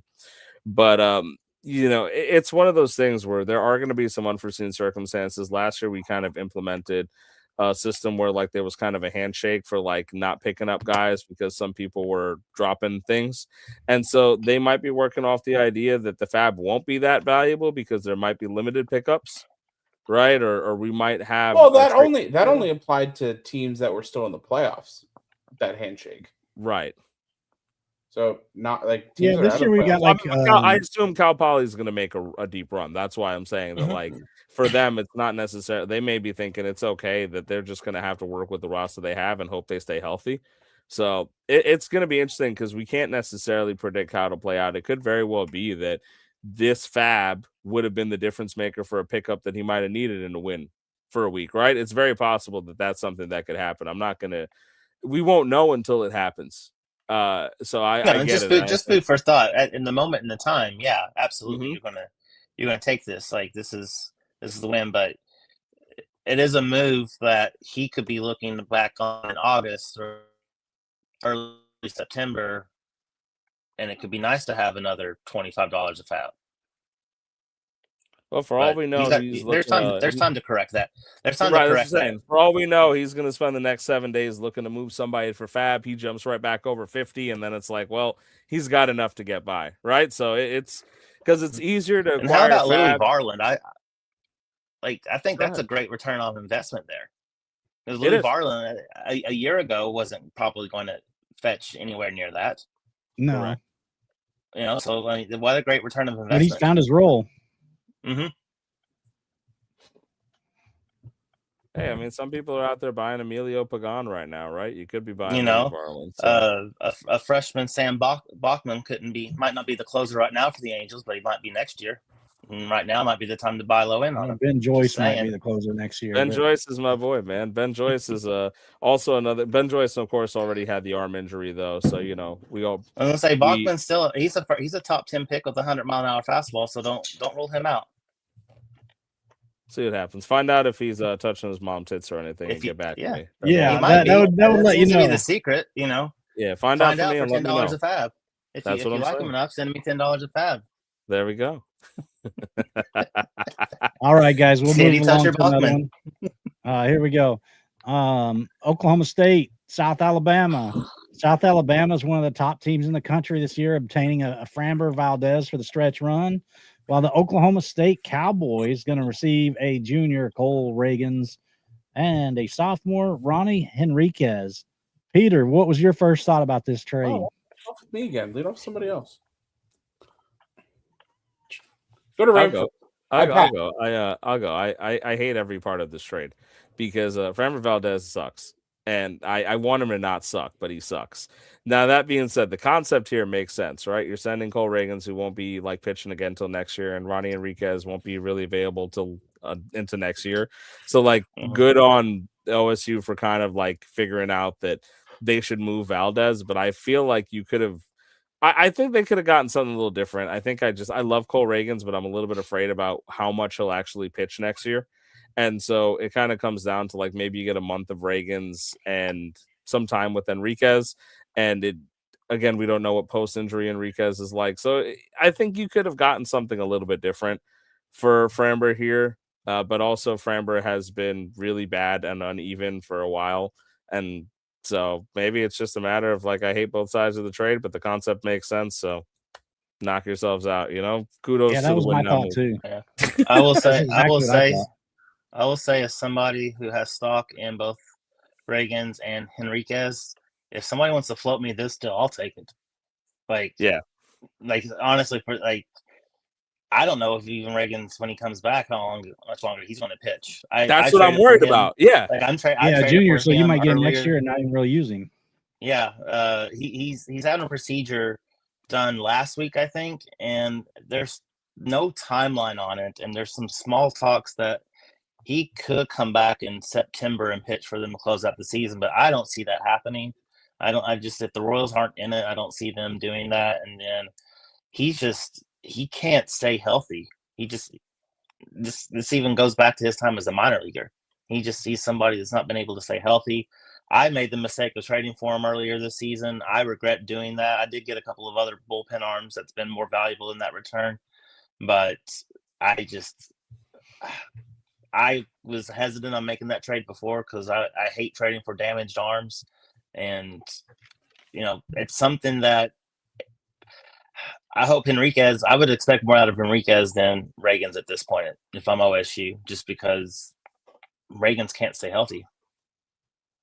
Yeah, I'd almost rather roll the dice with some prospects if I was going to instead. Yeah, you get what I mean, right? Yeah. But I'm like, I know injured arm, I get the logic of it, but I worry about Reagans because like he was a pop-up in a way. He lit the world on fire. Clearly his body can't keep up with what he's doing. And this is not a keep forever league. This is you have him for another year and he's not going to be your red shirt, right?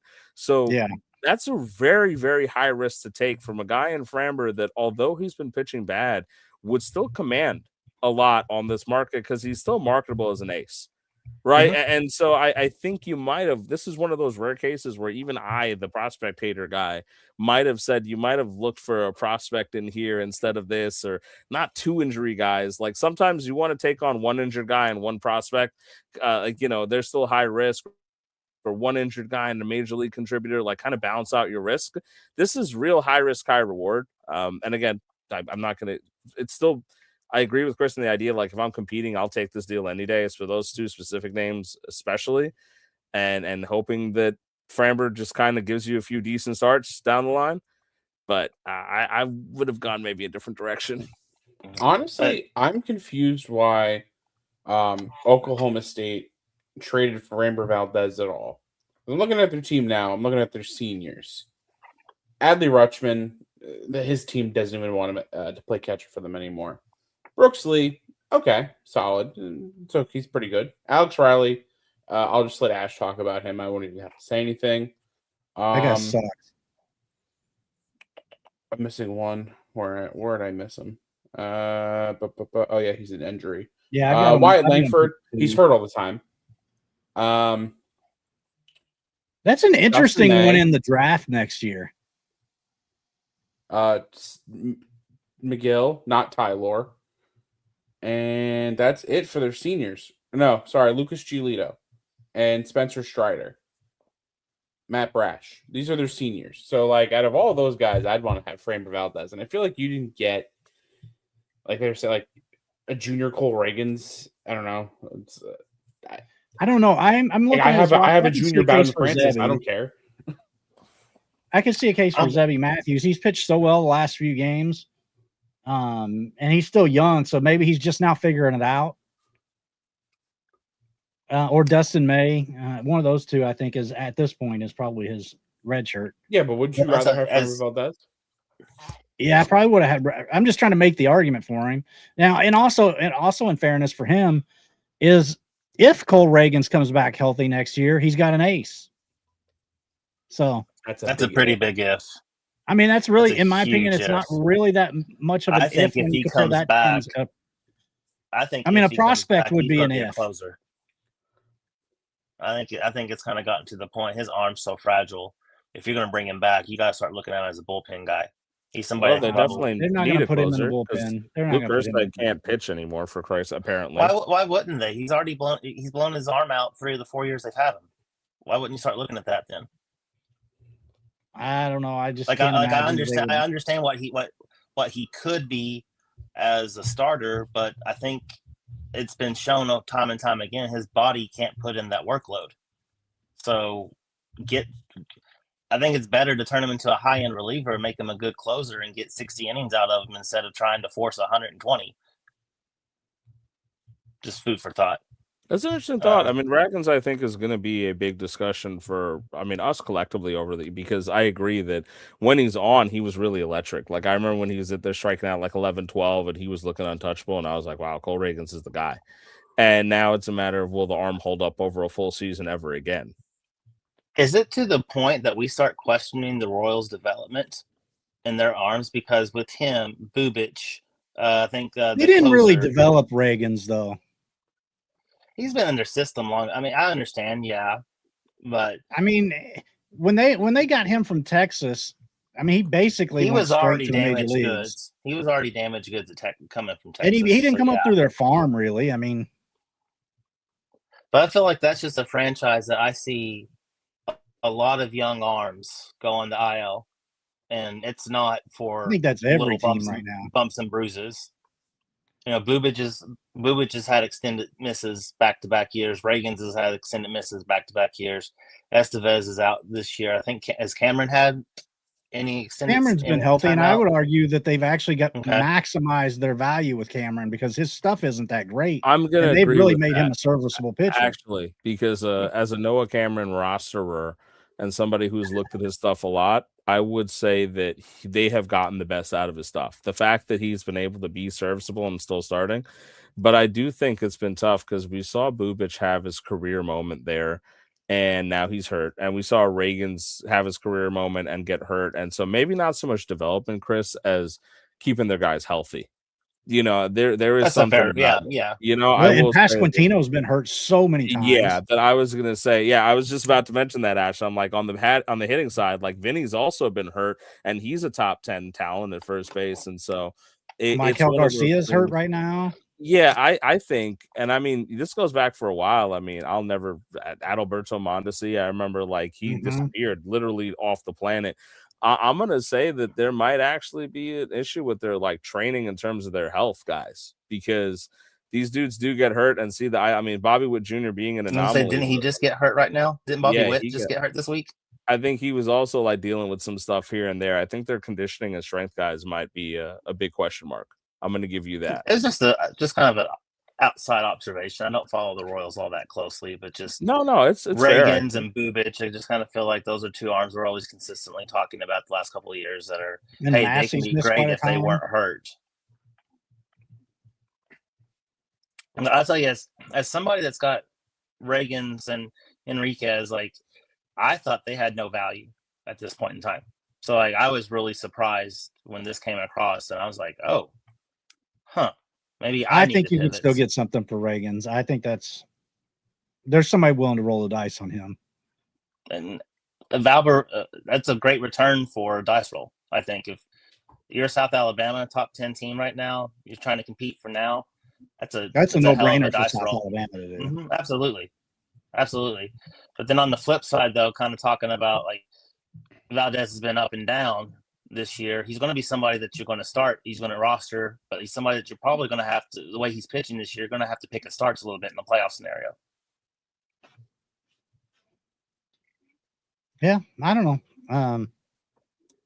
I mean, like I said before, you're rolling the dice on Raggins, but you're also rolling the dice if you get prospects. So, and I'm not sure you're going to get a great prospect for a senior Framber.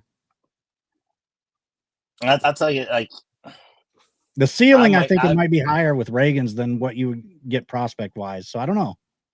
It's not like a trade that I'm like, oh, this is a horrible deal. It's not terrible, no. Yeah, I'm here to talk about it. That's why they pay me the non-existent money. So it's just for the sake of discussion that I think that I might have done it a little bit differently, but Reagans could come back and look like superstar. We'll see. But I think, like I said, he's going to be a big point of discussion over the next year anyway, because people are going to try to get some value out of him. And if he does turn to be a bullpen guy, he did come up out of the bullpen. The Rangers were using him out of the bullpen when he first came out because they had that same fear of him being damaged goods. So we'll see. It's not the craziest thought that they might move him to high end. And Bubich also came up as a reliever. Correct. So we'll see. We'll see. Maybe there's something, hey, correlation there with some titty touching. Dustin Lynch was another pitching prospect that had a lot of injuries too, and he's actually pitching pretty well out of the pen right now. I'll be honest with you. Daniel Lynch, yeah. I think I've got a slanted view towards the Royals development system because I'm just still jaded about the Johnny Cueto trade and the Reds striking out on 3 lefties that they got from the Royals: John Lamb, Cody Reed, and Brandon Finnegan. Listen, if you want to talk to people about being mad about the Royals, you can talk to me and Peter off the camera, because I mean, like the World Series. Yeah, I was gonna say that was that World Series. Yeah. Ventura. The Knicks got their storybook moment when they won their championship, where everything went as good as possible. If there was karma in baseball, which there isn't, right? I always felt like the Matt Harvey would have had his little redemption moment with the Mets in that World Series. Like, they would have been a lot of fun for those guys, and we didn't have it. It was just a matter of David Wright would have got the ring right before he was going to be unable to play again. There would have been a lot of nice stories for us. We didn't get that. So, and I don't hate the Royals for it because it's good for them. Small market winning a World Series, you got to be happy for that. Yeah, I know it sucks for the Mets. I'm not gonna say happy, but I can kind of be like, all right, they did what they need to do. It's fine. And let's not act like the Wilpons in on the Mets at that point. We were basically a fucking small market team. That's true. I mean, the Mets were not spending the way that the Mets are spending today. And still sad about the David Wright stuff because he hadn't. I think David Wright, in terms of all-time good guys in baseball, he's up there for me. I'm obviously biased, but he should be in the Hall of Fame. I think he's a Hall of Famer. Thank you. He's absolutely Hall of Famer. I wish I could make that argument in good faith. I'm too biased to make it. Well, if David Wright's going into Hall of Fame for being a good guy, then Sean Casey needs to be right there next to him. Sean Casey is the mayor. These are different levels of player. I love Sean Casey. Hey, listen, the difference makes up between Sean Casey's that much nicer of a guy than David Wright. So David Wright has 51 career WAR. That's pretty damn good. They call Sean Casey the mayor. They did. The funny thing is, I love Sean Casey too. I really do. I will debate you though in terms of the good guy thing. Though I think they're kind of close to being good guys, man. David Wright is universally loved across baseball too. Mm-hmm. And the thing is, I always talk about this. I was talking about Peter earlier too. To be a nice guy in the face of the pressure of New York and the New York media and all the shit you have to deal with, and to continue smiling through all the pressure you got to do and all the obligations he had to do, and not a single person has a bad thing to say about David Wright. For me, this is not a Hall of Fame case. It's just I really, really think that he was a guy that was worth looking up to around here. He really carried the stuff for the Mets, and it's a tough one because I really hate. That's what I say. Baseball karma is rough because David Wright was probably the nicest baseball player, played for the Mets and God knows how long. And he had the trajectory to be a Hall of Fame player, got his MVP robbed because the team around him sucked ass and may not make the Hall of Fame. And it's a tough one because it just sucks. Me and Ram legitimately had this conversation earlier today. The worst thing David Wright did in his entire career was throw out Noah Syndergaard's sandwich because he got kind of upset at him during spring training. Which I also today saw a clip that Noah Syndergaard shit on R.A. Dickey. He's like, I just got traded for knuckleballer. Nah, fuck you. You got traded for the second best knuckleballer. I don't know, in the last 20 years, because I know there were guys before. I would argue he's the best since he's won the Cy Young. Well, I mean, I'm gonna give it to Tim Wakefield as the best. I would give it R.A. I would give it to Necro. He's a Hall of Famer. He said last 20 years. Yeah, we're not talking about when the TVs were in black and white. If we're talking all time, yes, it is Phil Necro, but I don't just I gotta give it to Tim Wakefield. I mean, R.A. Dickey did better stuff with it though. Sure, but he was Aaron Boone he was a liked Tim flash in the Wakefield's pan. knuckleball. He was a flash in the pan. Like he was a flash in the pan. Yeah, absolutely. And Tim Wakefield was there for years, and he who, won World who Series. Who did the Mets get for him off that Cy Young year? They flipped him immediately to Toronto. Noah Syndergaard and Travis d'Arnaud. Travis d'Arnaud. Travis d'Arnaud's still going. Travis d'Arnaud and Noah Syndergaard, because in that's those 2012 deals. That's around crazy that time, to think about that. And Josh Buck, don't forget Josh Buck. Yeah, John Buck. But we traded Carlos Beltran for Zach Wheeler, catcher with power. I remember him. Beltran for Wheeler a little bit, I think. And we traded Dickey for a prospect that I think never panned out, like Wilmer Becerra or whatever, and Noah Syndergaard. Did we trade for Josh Torley too? No, we sent Tolley over there. Oh, okay. Yeah. And like Mike Nikias. We sent Tolley. Was Jose Reyes part of that deal? No, Jose Reyes left the Mets to sign with the Marlins. And then I think, we ended up getting him back as a minor league thing. But do you guys remember that random year where the Marlins got a new stadium and they're like, let's spend money on random players that are super old and shitty? Well, that was the guidance of Derek Remember Jeter. when they had Ichiro? I do. No, that was before Ichiro was a Marlin.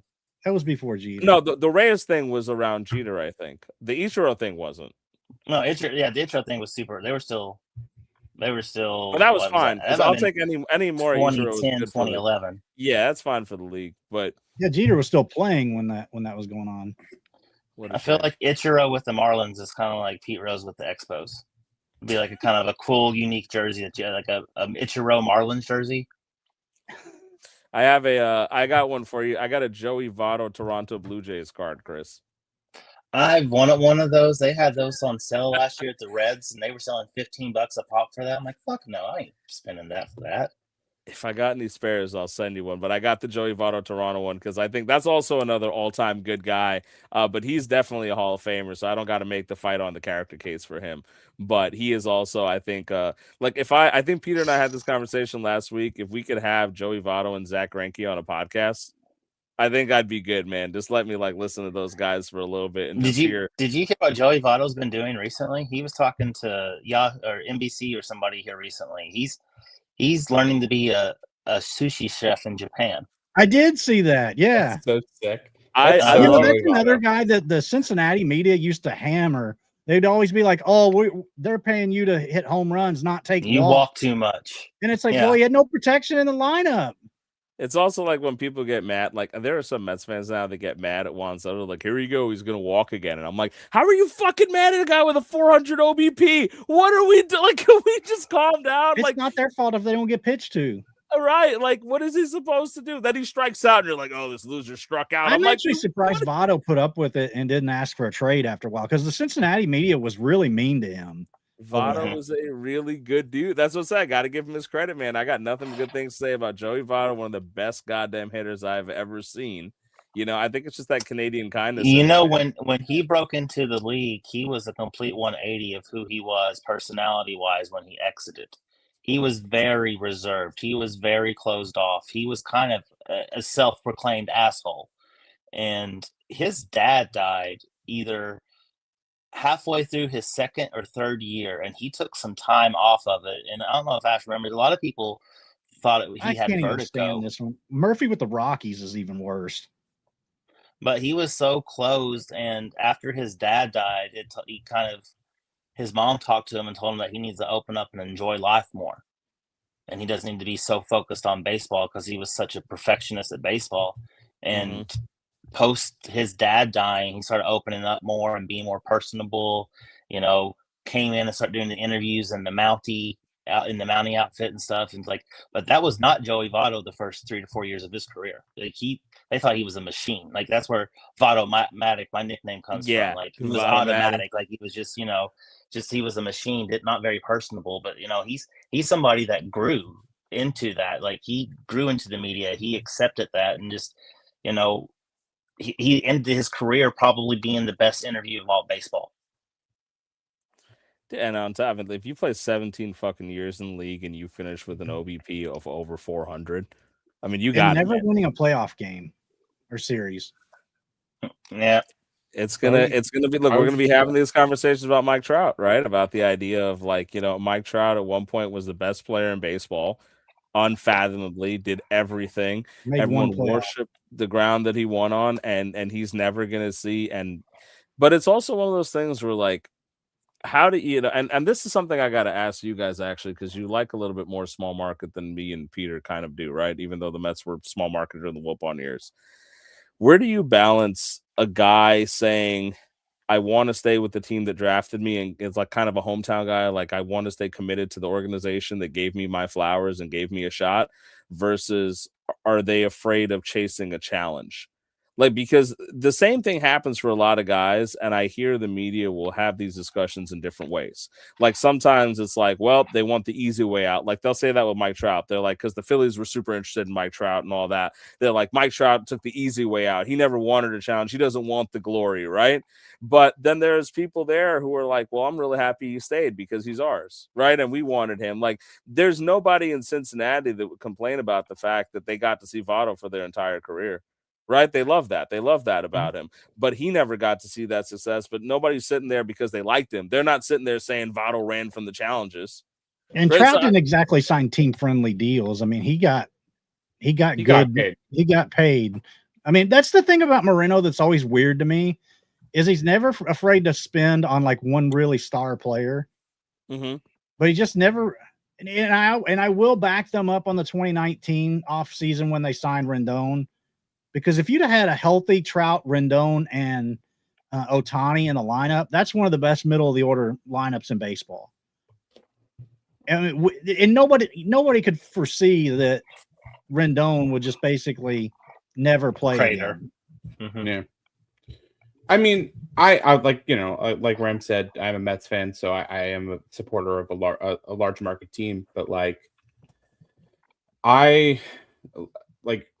look at the Mets last year to this year. We lost some homegrown guys that were absolutely loved. Pete Alonso, me and Ram, we're going September 14th, his first game back. He's gonna get cheered. If he hits a home run, he's gonna get a curtain call. And if anything, the Mets and the Mets organization is gonna get booed. Like, I give so much props to players that they stay with the team that they came up with instead of just chasing, like obviously I'm never going to fault someone for going to chase the ring, because that's, most people's goal. But for someone to not take a step towards that and to be like, I'm going to be here with my community, with the people that, were there when I was coming up. Like, I have a lot of respect for that. And I disagree. I know people do say that, and I think it's a stupid point. They're taking the easy way out. Because if anything, I think you're taking the harder option of not chasing a championship in some cases. I don't blame a player. I think it's harder to stay. I think it's harder to be a Votto and a Trout and stay in a perpetual rebuild. Yeah. I really do. I think the easy way out is to go to ownership. If you're a Joey Votto and a Mike Trout and saying, I want to go to the Yankees, or Jose Ramirez, I want to go there, I think that's harder significantly. Yeah. So we'll use Joey Votto as an example. Say Joey Votto went to the Yankees and won the World Series. Is anyone going to give a shit about Joey Votto in New York in 4 years? No, absolutely not. But Joey Votto, it's like Goldschmidt. He spent his he didn't end up making it to the majors when he went to Toronto for the 1 year. So his entire MLB career was with the Reds. He is a forever legend in Cincinnati. He's never gonna have to buy a beer. Like, he's the man there. He goes to the Yankees, wins a championship. Nobody gives a shit. So, like, good for him. It's like him. Paul Goldschmidt, you mentioned. In 20 years, he's going to be a Hall of Famer, but nobody's going to remember that he played for the Yankees. Mm-hmm. You don't remember him being a Diamondback or a Cardinal. Mm-hmm. Right. What'd you say, Ram? I was like, even though he's hitting for them right now, like, he's actually hitting really well this year, right? But it's true, they're not going to necessarily remember very that. Well. And it's a tough one for me, because like I can imagine that, and I see it across different sports. Like, I know that people have different versions of glory. Some guys want the money, some guys want the ring, some guys want both, right? It's a matter of, like, it could be different stories. Like, I talk about this in basketball a lot. People don't respect Kevin Durant because he chased the ring. He gave up. You know, his I gotta legacy fight that so much though, and it's mostly people from like my age group that sit there and bitch about the super team bullshit. But Clyde Drexler went to play with Akeem Olajuwon. In the late 90s, you had Karl Malone and Gary Payton teaming up in the Lakers. Like, this stuff happened then, too. It's not unique to People ring nowadays. chase. I mean, Clyde Drexler, Akeem Olajuwon, and Barkley all played for the Rockets at the same time. Like, those guys teamed up trying to win a title. Like, come on. No, sure. It's not new. No, yeah. Sure. Like, but there's always going to be people that look at him differently, right? Because he's basically been a mercenary. Like Kevin Durant doesn't necessarily have a team that you associate with him. You just kind of think, all right, well, he goes where he thinks he's going to win a ring, and that's it.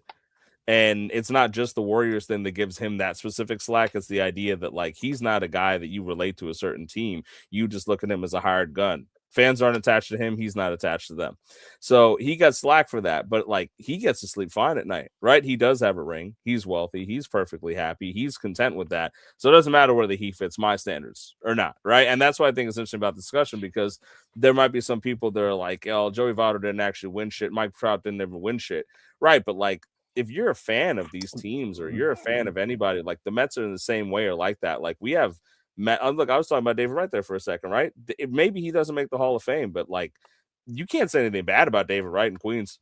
You can't say anything bad about David Wright in the Mets. Are you kidding me? Like, what do you have to say bad about him? The worst you can say is he didn't win a ring, right? But he'll never have to pay for anything in New York, man. People worship him for that. Baseball is the ultimate team sport. Like you take 1 of 9 at bats. You're 1 of 9 guys taking at bats. You know, like it's different than being a 30-point scorer at a basketball game, or it's different than being a 1,000-yard rusher or receiver, or you know, quarterback in football. I agree. You can be, you know, of the 40 home run hitter and the 10 home run hitter both get 3 to 4 at bats a game.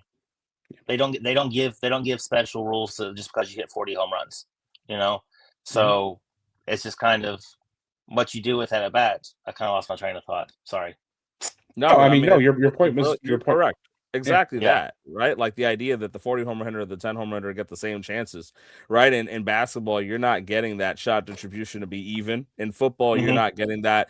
The passes and the plays are not being run evenly towards you. Like you might get to make a miracle play like Tyree did for the Giants, like back a couple years ago. Those type of things get brought up forever, sure, but it's because of how rare it is to have that happen where the role player steps up. It's the stuff of legends. But in baseball, you get role players doing that stuff more often than not, because you do not have an option to say, oh, I'm going to have Joey Votto take this at bat. No, he might not even be up in the inning, for Christ's sake. David Freese is a god in St. Louis. Right. And he was a role player. And he's, for the majority of his entire life. He was not below league average player, but that dude will never buy a beer in St. Louis ever again. Helps that he's from the area, but they tried to retire his number. He actually said no, which I thought was I mean, I probably would have said yes, but good for him on that. But yeah, no, you're right. I mean, that's baseball. Like, you know, for the Knicks Game 5 closeout game to win the championship, Jalen Brunson had 45 points. The rest of the team combined had 49. What was the meme a couple of years ago when the Angels had Trout and Ohtani? Mike Trout had 3 home runs. And Shohei Ohtani did something that hasn't been done in 53 years, and the Angels lost 8-4. Like, dude, the Tungsten Armo Doyle tweets were my favorite. The idea of like Shohei Ohtani has pitched 7 shutout innings, struck out 14, hit 2 home runs, which hasn't been done since 1886. Tungsten Armo Doyle, as the Angels lost 1-0 today, and like it was, but it's the truth of the matter. The exact point of the fact that baseball is the team sport of all team sports, that you got to contribute where you can, but there's a lot of opportunity for role players to carve out something and do something special. And so it's a tougher one, because I think maybe that's why I, in my head, reward that kind of like hometown behavior. And that's not just necessarily where you were born and raised, but like the idea of what team brought you in. Cause I know there's a lot of attachment in that way. Like the guys that Peter was talking about for the Mets. I mean, Pete Alonso is not from New York. Brandon Nimmo is not from New York, but they definitely felt like Mets for a long time. They felt like honorary New Yorkers in that way. And it still feels weird. Like Pete Alonso probably going to be the one that hurts the most, and for a long time, because we let the career Mets home run leader walk. Yeah, that's the one I never will understand. I'm not going to be happy, but I was at that game, a couple days back at the it was a Pride night where they were yelling at the fan for like the Fire Stern sign. He got kicked out. Steve Cohen says he was being belligerent. I think that's a joke too. It's a tough one.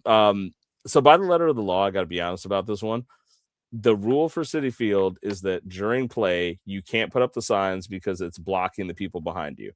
And he was asked, doing that. Yeah, he was asked to put down the sign because between innings was fine. He put up the sign a few times between innings. Nobody said anything to him. He was putting up the sign late in the game, and it was a tie game. If you're looking at that game, so people were pretty much paying attention. And so then some people said, hey, can you put the stuff down? And from those who weren't near the section, it looked like they were like, oh, get rid of the sign because it said Fire Stearns. But they were like, no, we need you to fucking so it's for the use of the sign, not because like you're blocking people, and somebody asked security, hey, this guy is standing up with this sign, and we're in the hundreds there. So like it is blocking the direct view of the field. So they were upset about it. I think it was a Phillies fan, for what it was worth, that said that, because that section was mainly Phillies people because it was right behind the Phillies dugout. But somebody said something to him. Security was following what they were told to do. And then when they they asked him to take the sign down, he ripped out another piece of cardboard and wrote it again and then put that up again in the middle of the inning. And then they were like, all right, buddy, like we're giving you 3 chances. You got to go. So I think some people are blowing it out of proportion. I mean, I was literally there and I saw it happen that this happened in like the 8th, mind you. And this guy had the sign the entire game. So it's not like he pulled it out in the first inning and they're like, all right, so buddy. It wasn't for the sign. Correct. It was how he was I know using that the it's sign. really easy for people to jump into the controversy about it, but like I was there. I'm sorry. Like it wasn't that they saw it in the first inning and they were like, get rid of him. The sign says Fire Stearns. They were like, no, you're blocking somebody. It's a fan experience thing. We're just doing our jobs. But that being said, when he got kicked out, there was a huge Fire Stearns chant going on. There's a lot of negative sentiment, and I think part of that ties into the fact that, see, if the Mets were good, this wouldn't be an issue, but the Mets aren't good. So you let all the hometown guys go, and they might have even done worse, but the pressure was on when you got rid of the hometown guys. Jeff McNeil was very thoroughly through and through a Met. Brandon Nimmo was a Met. Pete Alonso was a Met.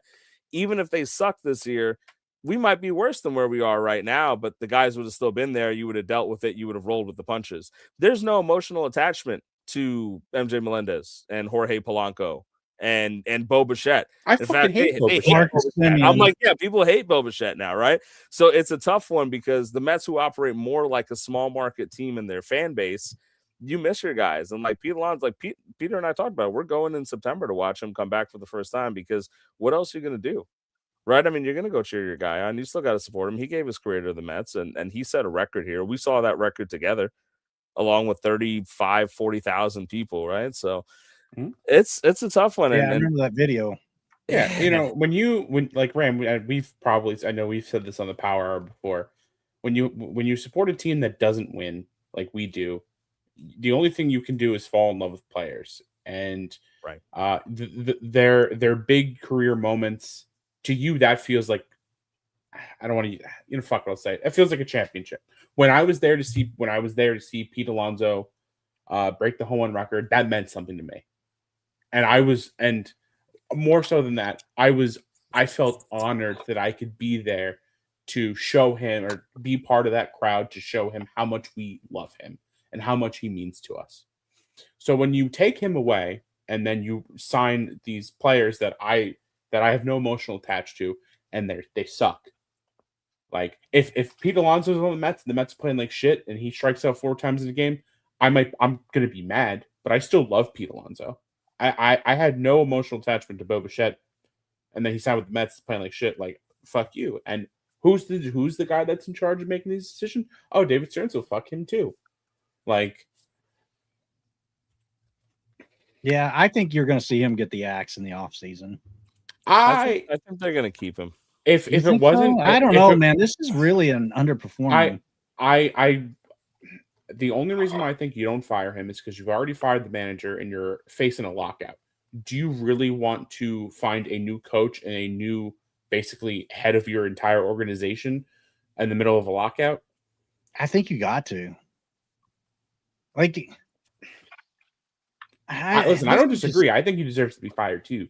But so why do you have Juan Soto? Like, if you're not going to surround him with the pieces to win the World Series, like, you're just wasting Juan Soto right now. Because you want to know why you're wasting Juan Soto? And I'll take the guys that left to the side.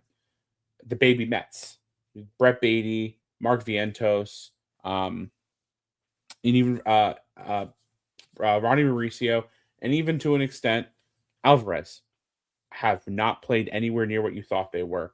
They have been a major disappointment. And we kind of this season we put a lot of faith in them. Brett Beatty was, he had a great second half of last year. And he was expected to build off that. He was supposed to be our new Jeff McNeil. He has been terrible. Ronnie Mauricio. I'm sorry. If anybody was expecting Vientos or Mauricio to have big years this year, they need to have their head examined, because those guys Vientos was horrible last year, and Ronnie Mauricio has never been good in the big leagues. So, like, well, he was good in 2020. He was good before he got hurt. It was a brief stint, but he was good before he got hurt.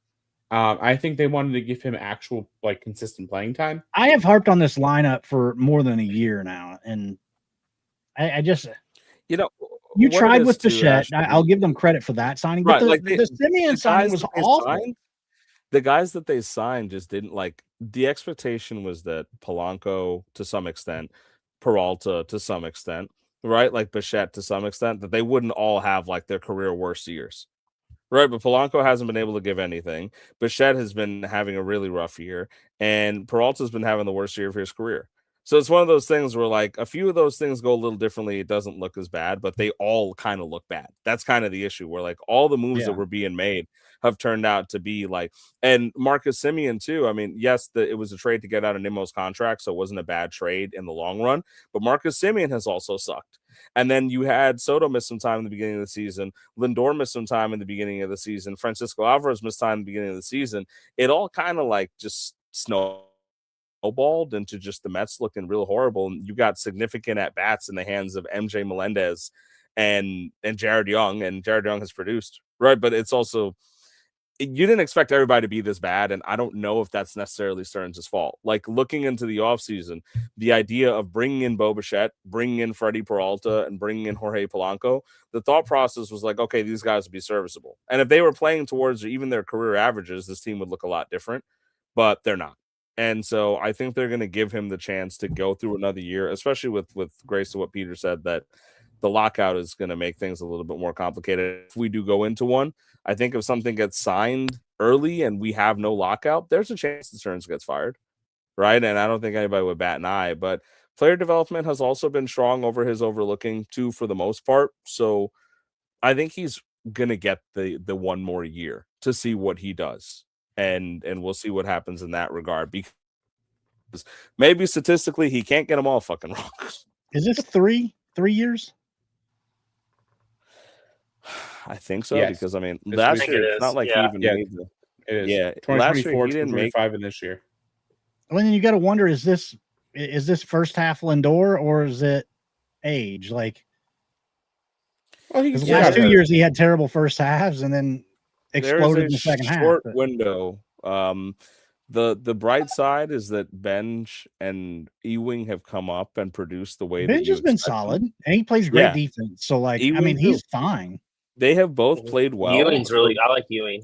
Yeah, no, they're hard-nosed, good kids. Juan Soto's even talked about the fact that he's been more energetic being around them, which I think is fun. So there's some life there, but there's got to be something else. Like, there's got to be another pitcher that comes up, because the pitching staff has been buns. Honestly, like, they're going to regret not having traded some of those guys that had helium, like a Jonah Tong, and we'll like see some of those guys that are maybe not going to be aces like you thought they might. But if Tong can figure it out, there's a whole different story the second half of the season. But that there was always this fear of, like, will he hold up the way that people thought he would? We will see. We will absolutely see. But there's a lot of question marks for the Mets, unfortunately. Yeah.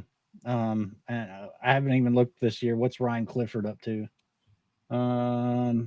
He's not very good.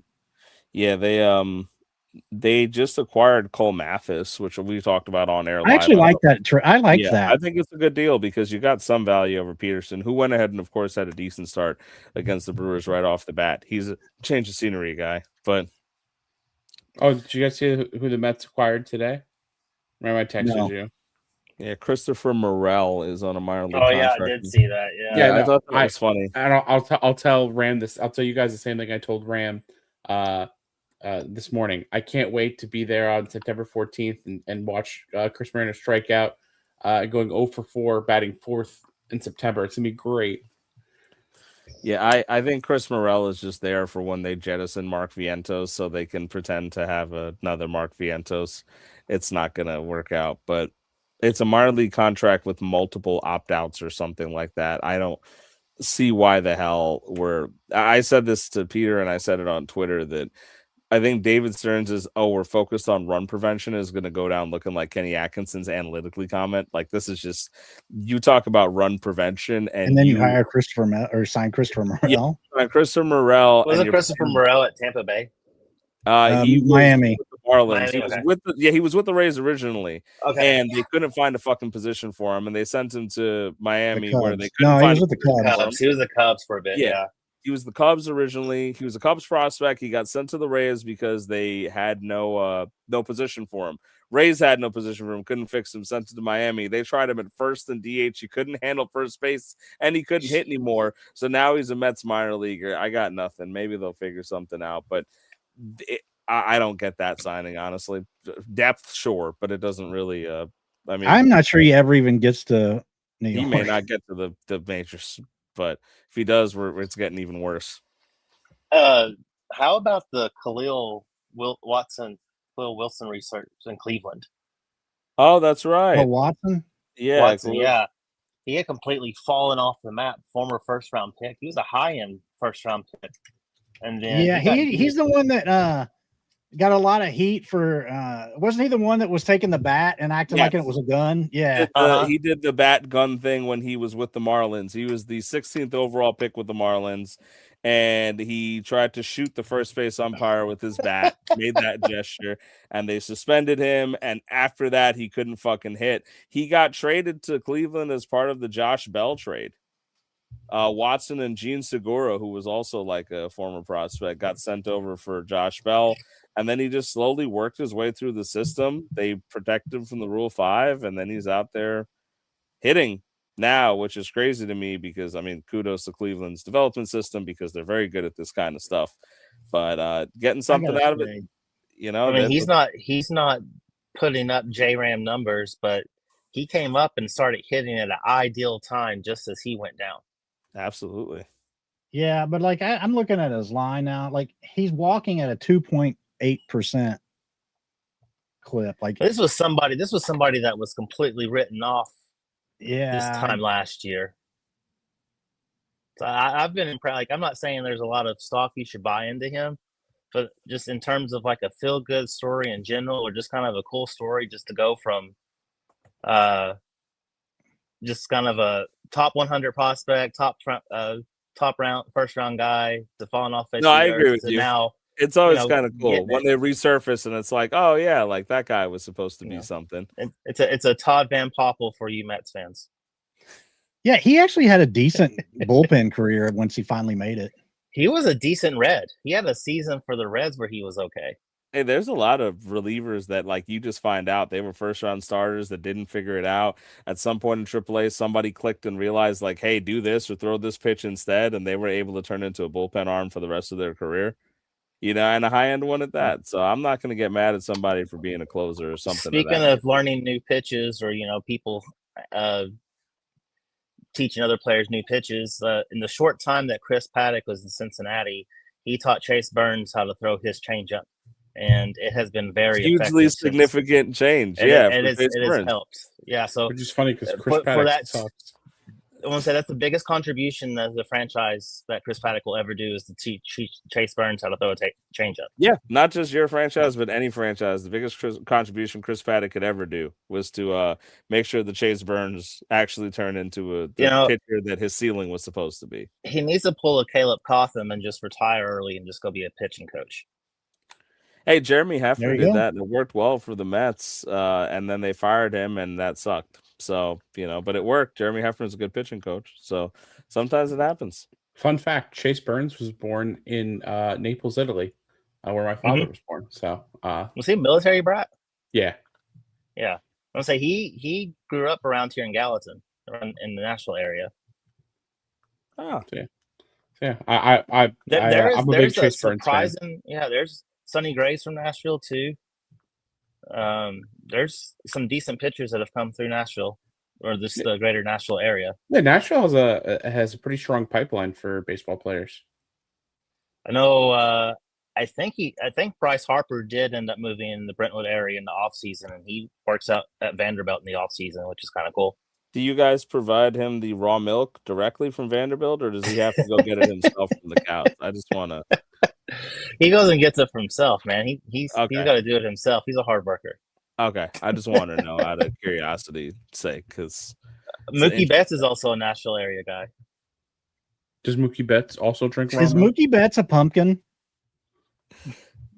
That's something I actually been wondering lately.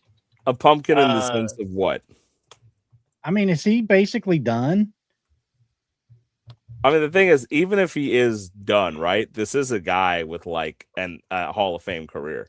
No, yeah, I'm not saying he's not. Yes, I'm I was just saying, saying, I feel like pumpkin's a is- little harsh, but like, is he washed now? He might be. Also, He- like he he's might- batting what 8th or 9th on the Dodgers. Like he's fine. They're fine. Like, you want to know who else has not having a really good year? Tommy Edman. And then the playoff comes around, and I'm like, this motherfucker can't get out. What's happening? So, Gosh. Wow, All right, Mookie guys. Betts is really struggling. we I did have a couple more trades, but I think we'll just call it a night. We're going on 2 hours now. We're kind of we wrapping up. derailed the show. I will say I will throw them up here just so that they can have their time in the spotlight. But one was Illinois State and Delaware. So Chuck, if you have survived this storm of a show, I thought you guys both did good in this trade. I thought that if I would prefer Bryce's side though, because 4 years of Freddie Peralta, and I still have faith Ryan Helsley's going to get it going. Fuck Ryan Helsley. But both of these teams are competing, so who knows what's going to happen there. The other one, Texas and Auburn. The reason I actually wanted to spotlight this one is these are two owners that have been fairly quiet in the Discord. But both of these teams have a shot to do some damage and get out of that first round in the SEC tournament. So, kind of doing some moves here to, like Auburn especially, they're a little higher ranked in the SEC standings. So getting a pitcher who's having a year like Kyle Harrison's pretty good. And for Texas, I thought selling high on a Kyle Harrison in the hopes that in the thought that maybe this is as good as he's ever going to be, and maybe regresses a bit next year. I thought he got a pretty good return. The biggest thing that I noticed on the Texas side, though, is Jack Flaherty is only 30 years old. Like, how is he not 35, 36? Like, he's an old 30. In pitching years, he's 44. He's 44 in pitching. I could not Don't believe when I saw his age was only 30. Mm-hmm. It feels like he's been playing for 20 years. The Roman Anthony part, I think, is the interesting one about there for me because, like, we are not that we were just talking about prospects. We are not that far removed from people thinking Roman Anthony was going to be the second coming of Jesus, right? So I don't think it's a bad situation to sell high on somebody and get a Roman Anthony, knowing you're not competing right now and hoping that, hey, if he comes back next year, bang, I got Roman Anthony leading it. So I got to respect the hustle. And if Pepio could stay healthy, that's a pretty good arm. I don't know if he's ever stayed healthy, but yeah. I mean, that's a major if. Auburn's a good team. I mean, that's a team that I played them 2 weeks ago, and they pushed me to the end. I think that was the matchup that going into Sunday, they had the .02 lead on me. And Sunday ended up going my favor, but it went either way. So him getting in Kyle Harrison's really going to help his team out a lot. It's going to make him a lot more like dangerous. I think Auburn's a team that I think him and I will get out of the SEC. We'll be the two that get the two bids. And if I were another team from another conference, I would not want to see Auburn. He's got good pitching. He can hit. He's a very, very solid team. Like I don't think it's a foregone conclusion that I'm going to win the SEC, and that's just because I think Auburn and Mississippi State and Texas, I think, are all capable of beating me. Well, Texas just traded away a big piece, but the thing is, Texas is 5th in that conference. So, like, all you have to do is that means in the first round they'd be playing that 4-5 game. You win a game in your conference tournament, and you're going to finish in the money. So, if I was sitting at 5th place in my conference, I'd have a hard time selling any players that are producing. But no, I like y'all's point though. If it could be selling Kyle Harrison at his absolute highest point. Yeah, I think that's the part that is smart. But he may keep doing it. We don't know. He's with that Brewer pitching factory now. I kind of feel like that Cardinal Devil Magic got moved up to Milwaukee, because I kind of feel like now doesn't matter who the Brewers go out and pitch, they're going to end up being pretty damn good. I agree with you. That's definitely true. Ash, I got a question for you. Next week, with the trade deadline being on Tuesday, are we going to do the show the next day after? Just so that might be a good idea, because we may need to make trades ourselves. Yeah, I think that would be a good move to free everybody up. Correct. Since we're doing it on Tuesday, like I think that Tuesday night we're all available for discussions, for trades, whatever, and then Wednesday night we just kind of do like a majority trade recap show, because there's always deadline deals. Last year we did the show live. I think it was Chris didn't you and Chris do? Yeah, me and Chris and Luke last year did a live deadline on show the trade deadline. Yeah, on the Sunday night we did it. I remember I was actually away for something for work, and I was like doing it out of a hotel. So it was a fun one. So I'd like to not do a deadline one this year, and maybe just do a recap after. Yeah, and just kind of talk it through, and we just kind of focus on the trades, and we can just swing in whoever wants to talk about deals. If anybody wants to come on and talk about what they do, I think next Wednesday maybe we aim for it then. Yeah. All right, guys. Anybody got any last words? Peter, what do you got for your last words of the night? Fuck Chris Paddock. Chris, what do you got for your last words? Thanks for the change-up, Chris Paddock. Ram, what do you got? Fuck Hulk Hogan. Oh, that's a good one. Yeah, that guy sucks. Oh, that's a good one. All right. Well, I will say, first of all, thank everybody for watching. Thank everybody in the league for making such a great league. Fuck Rob Ram. Thank you, Ram, Chris, and Peter for being on the show with me. Thank you, DFAB, for joining us earlier in the show. And everybody for watching. Hit that like and subscribe button. But my final thought is happy birthday tomorrow to Mike Tyson, who will be turning 60 years old. Mike Tyson. Who would have thought Mike Tyson would have seen 60? I know. Mike Tyson would have thought it. Mike Tyson would have thought it. But, you tell that motherfucker he was dying early, Mike Tyson would have thought it. Mike Tyson would have told you. Mike Tyson would have made it 60 anytime. Mike Tyson may be 60, but I wish he would go knock out somebody from Zuffa, because I'm tired of the boxers signing there. And I mean, it's a terrible situation for the fighters, and it's just frustrating me that they can't see it. So, Mike, please go knock somebody out at Zuffa so that we can stop seeing guys sign there. I mean, go knock somebody out. He needs some redemption after that Paul bullshit last year. God help me. Don't remind me. Don't remind me. Don't remind me. I hope he does something. Right. I hope he does something so that's not his last like major thing he does in the public eye is fighting Logan Paul. Or Jake if he had any stamina, he would have knocked him out. He just was gassed. It was all for show. It was a show. That was a fix. That was a fix. I don't think it was fixed, because he actually did rock Paul with one of those punches in the first round, but then he was just too tired. I mean, I think that was his pride. His pride gave him one shot to let him know, hey, here's what it would really feel like if I was really doing this. Now I'm going to fuck around and get my money. And then Anthony Joshua about killed him, which was nice. So that's true. All right, guys. Sayonara. It was just fun. Somebody send me a trade offer for Drew Anderson. Juan Soto's on the block. I'll take cash. I'll send you Drew Anderson for him. Ghost Runner.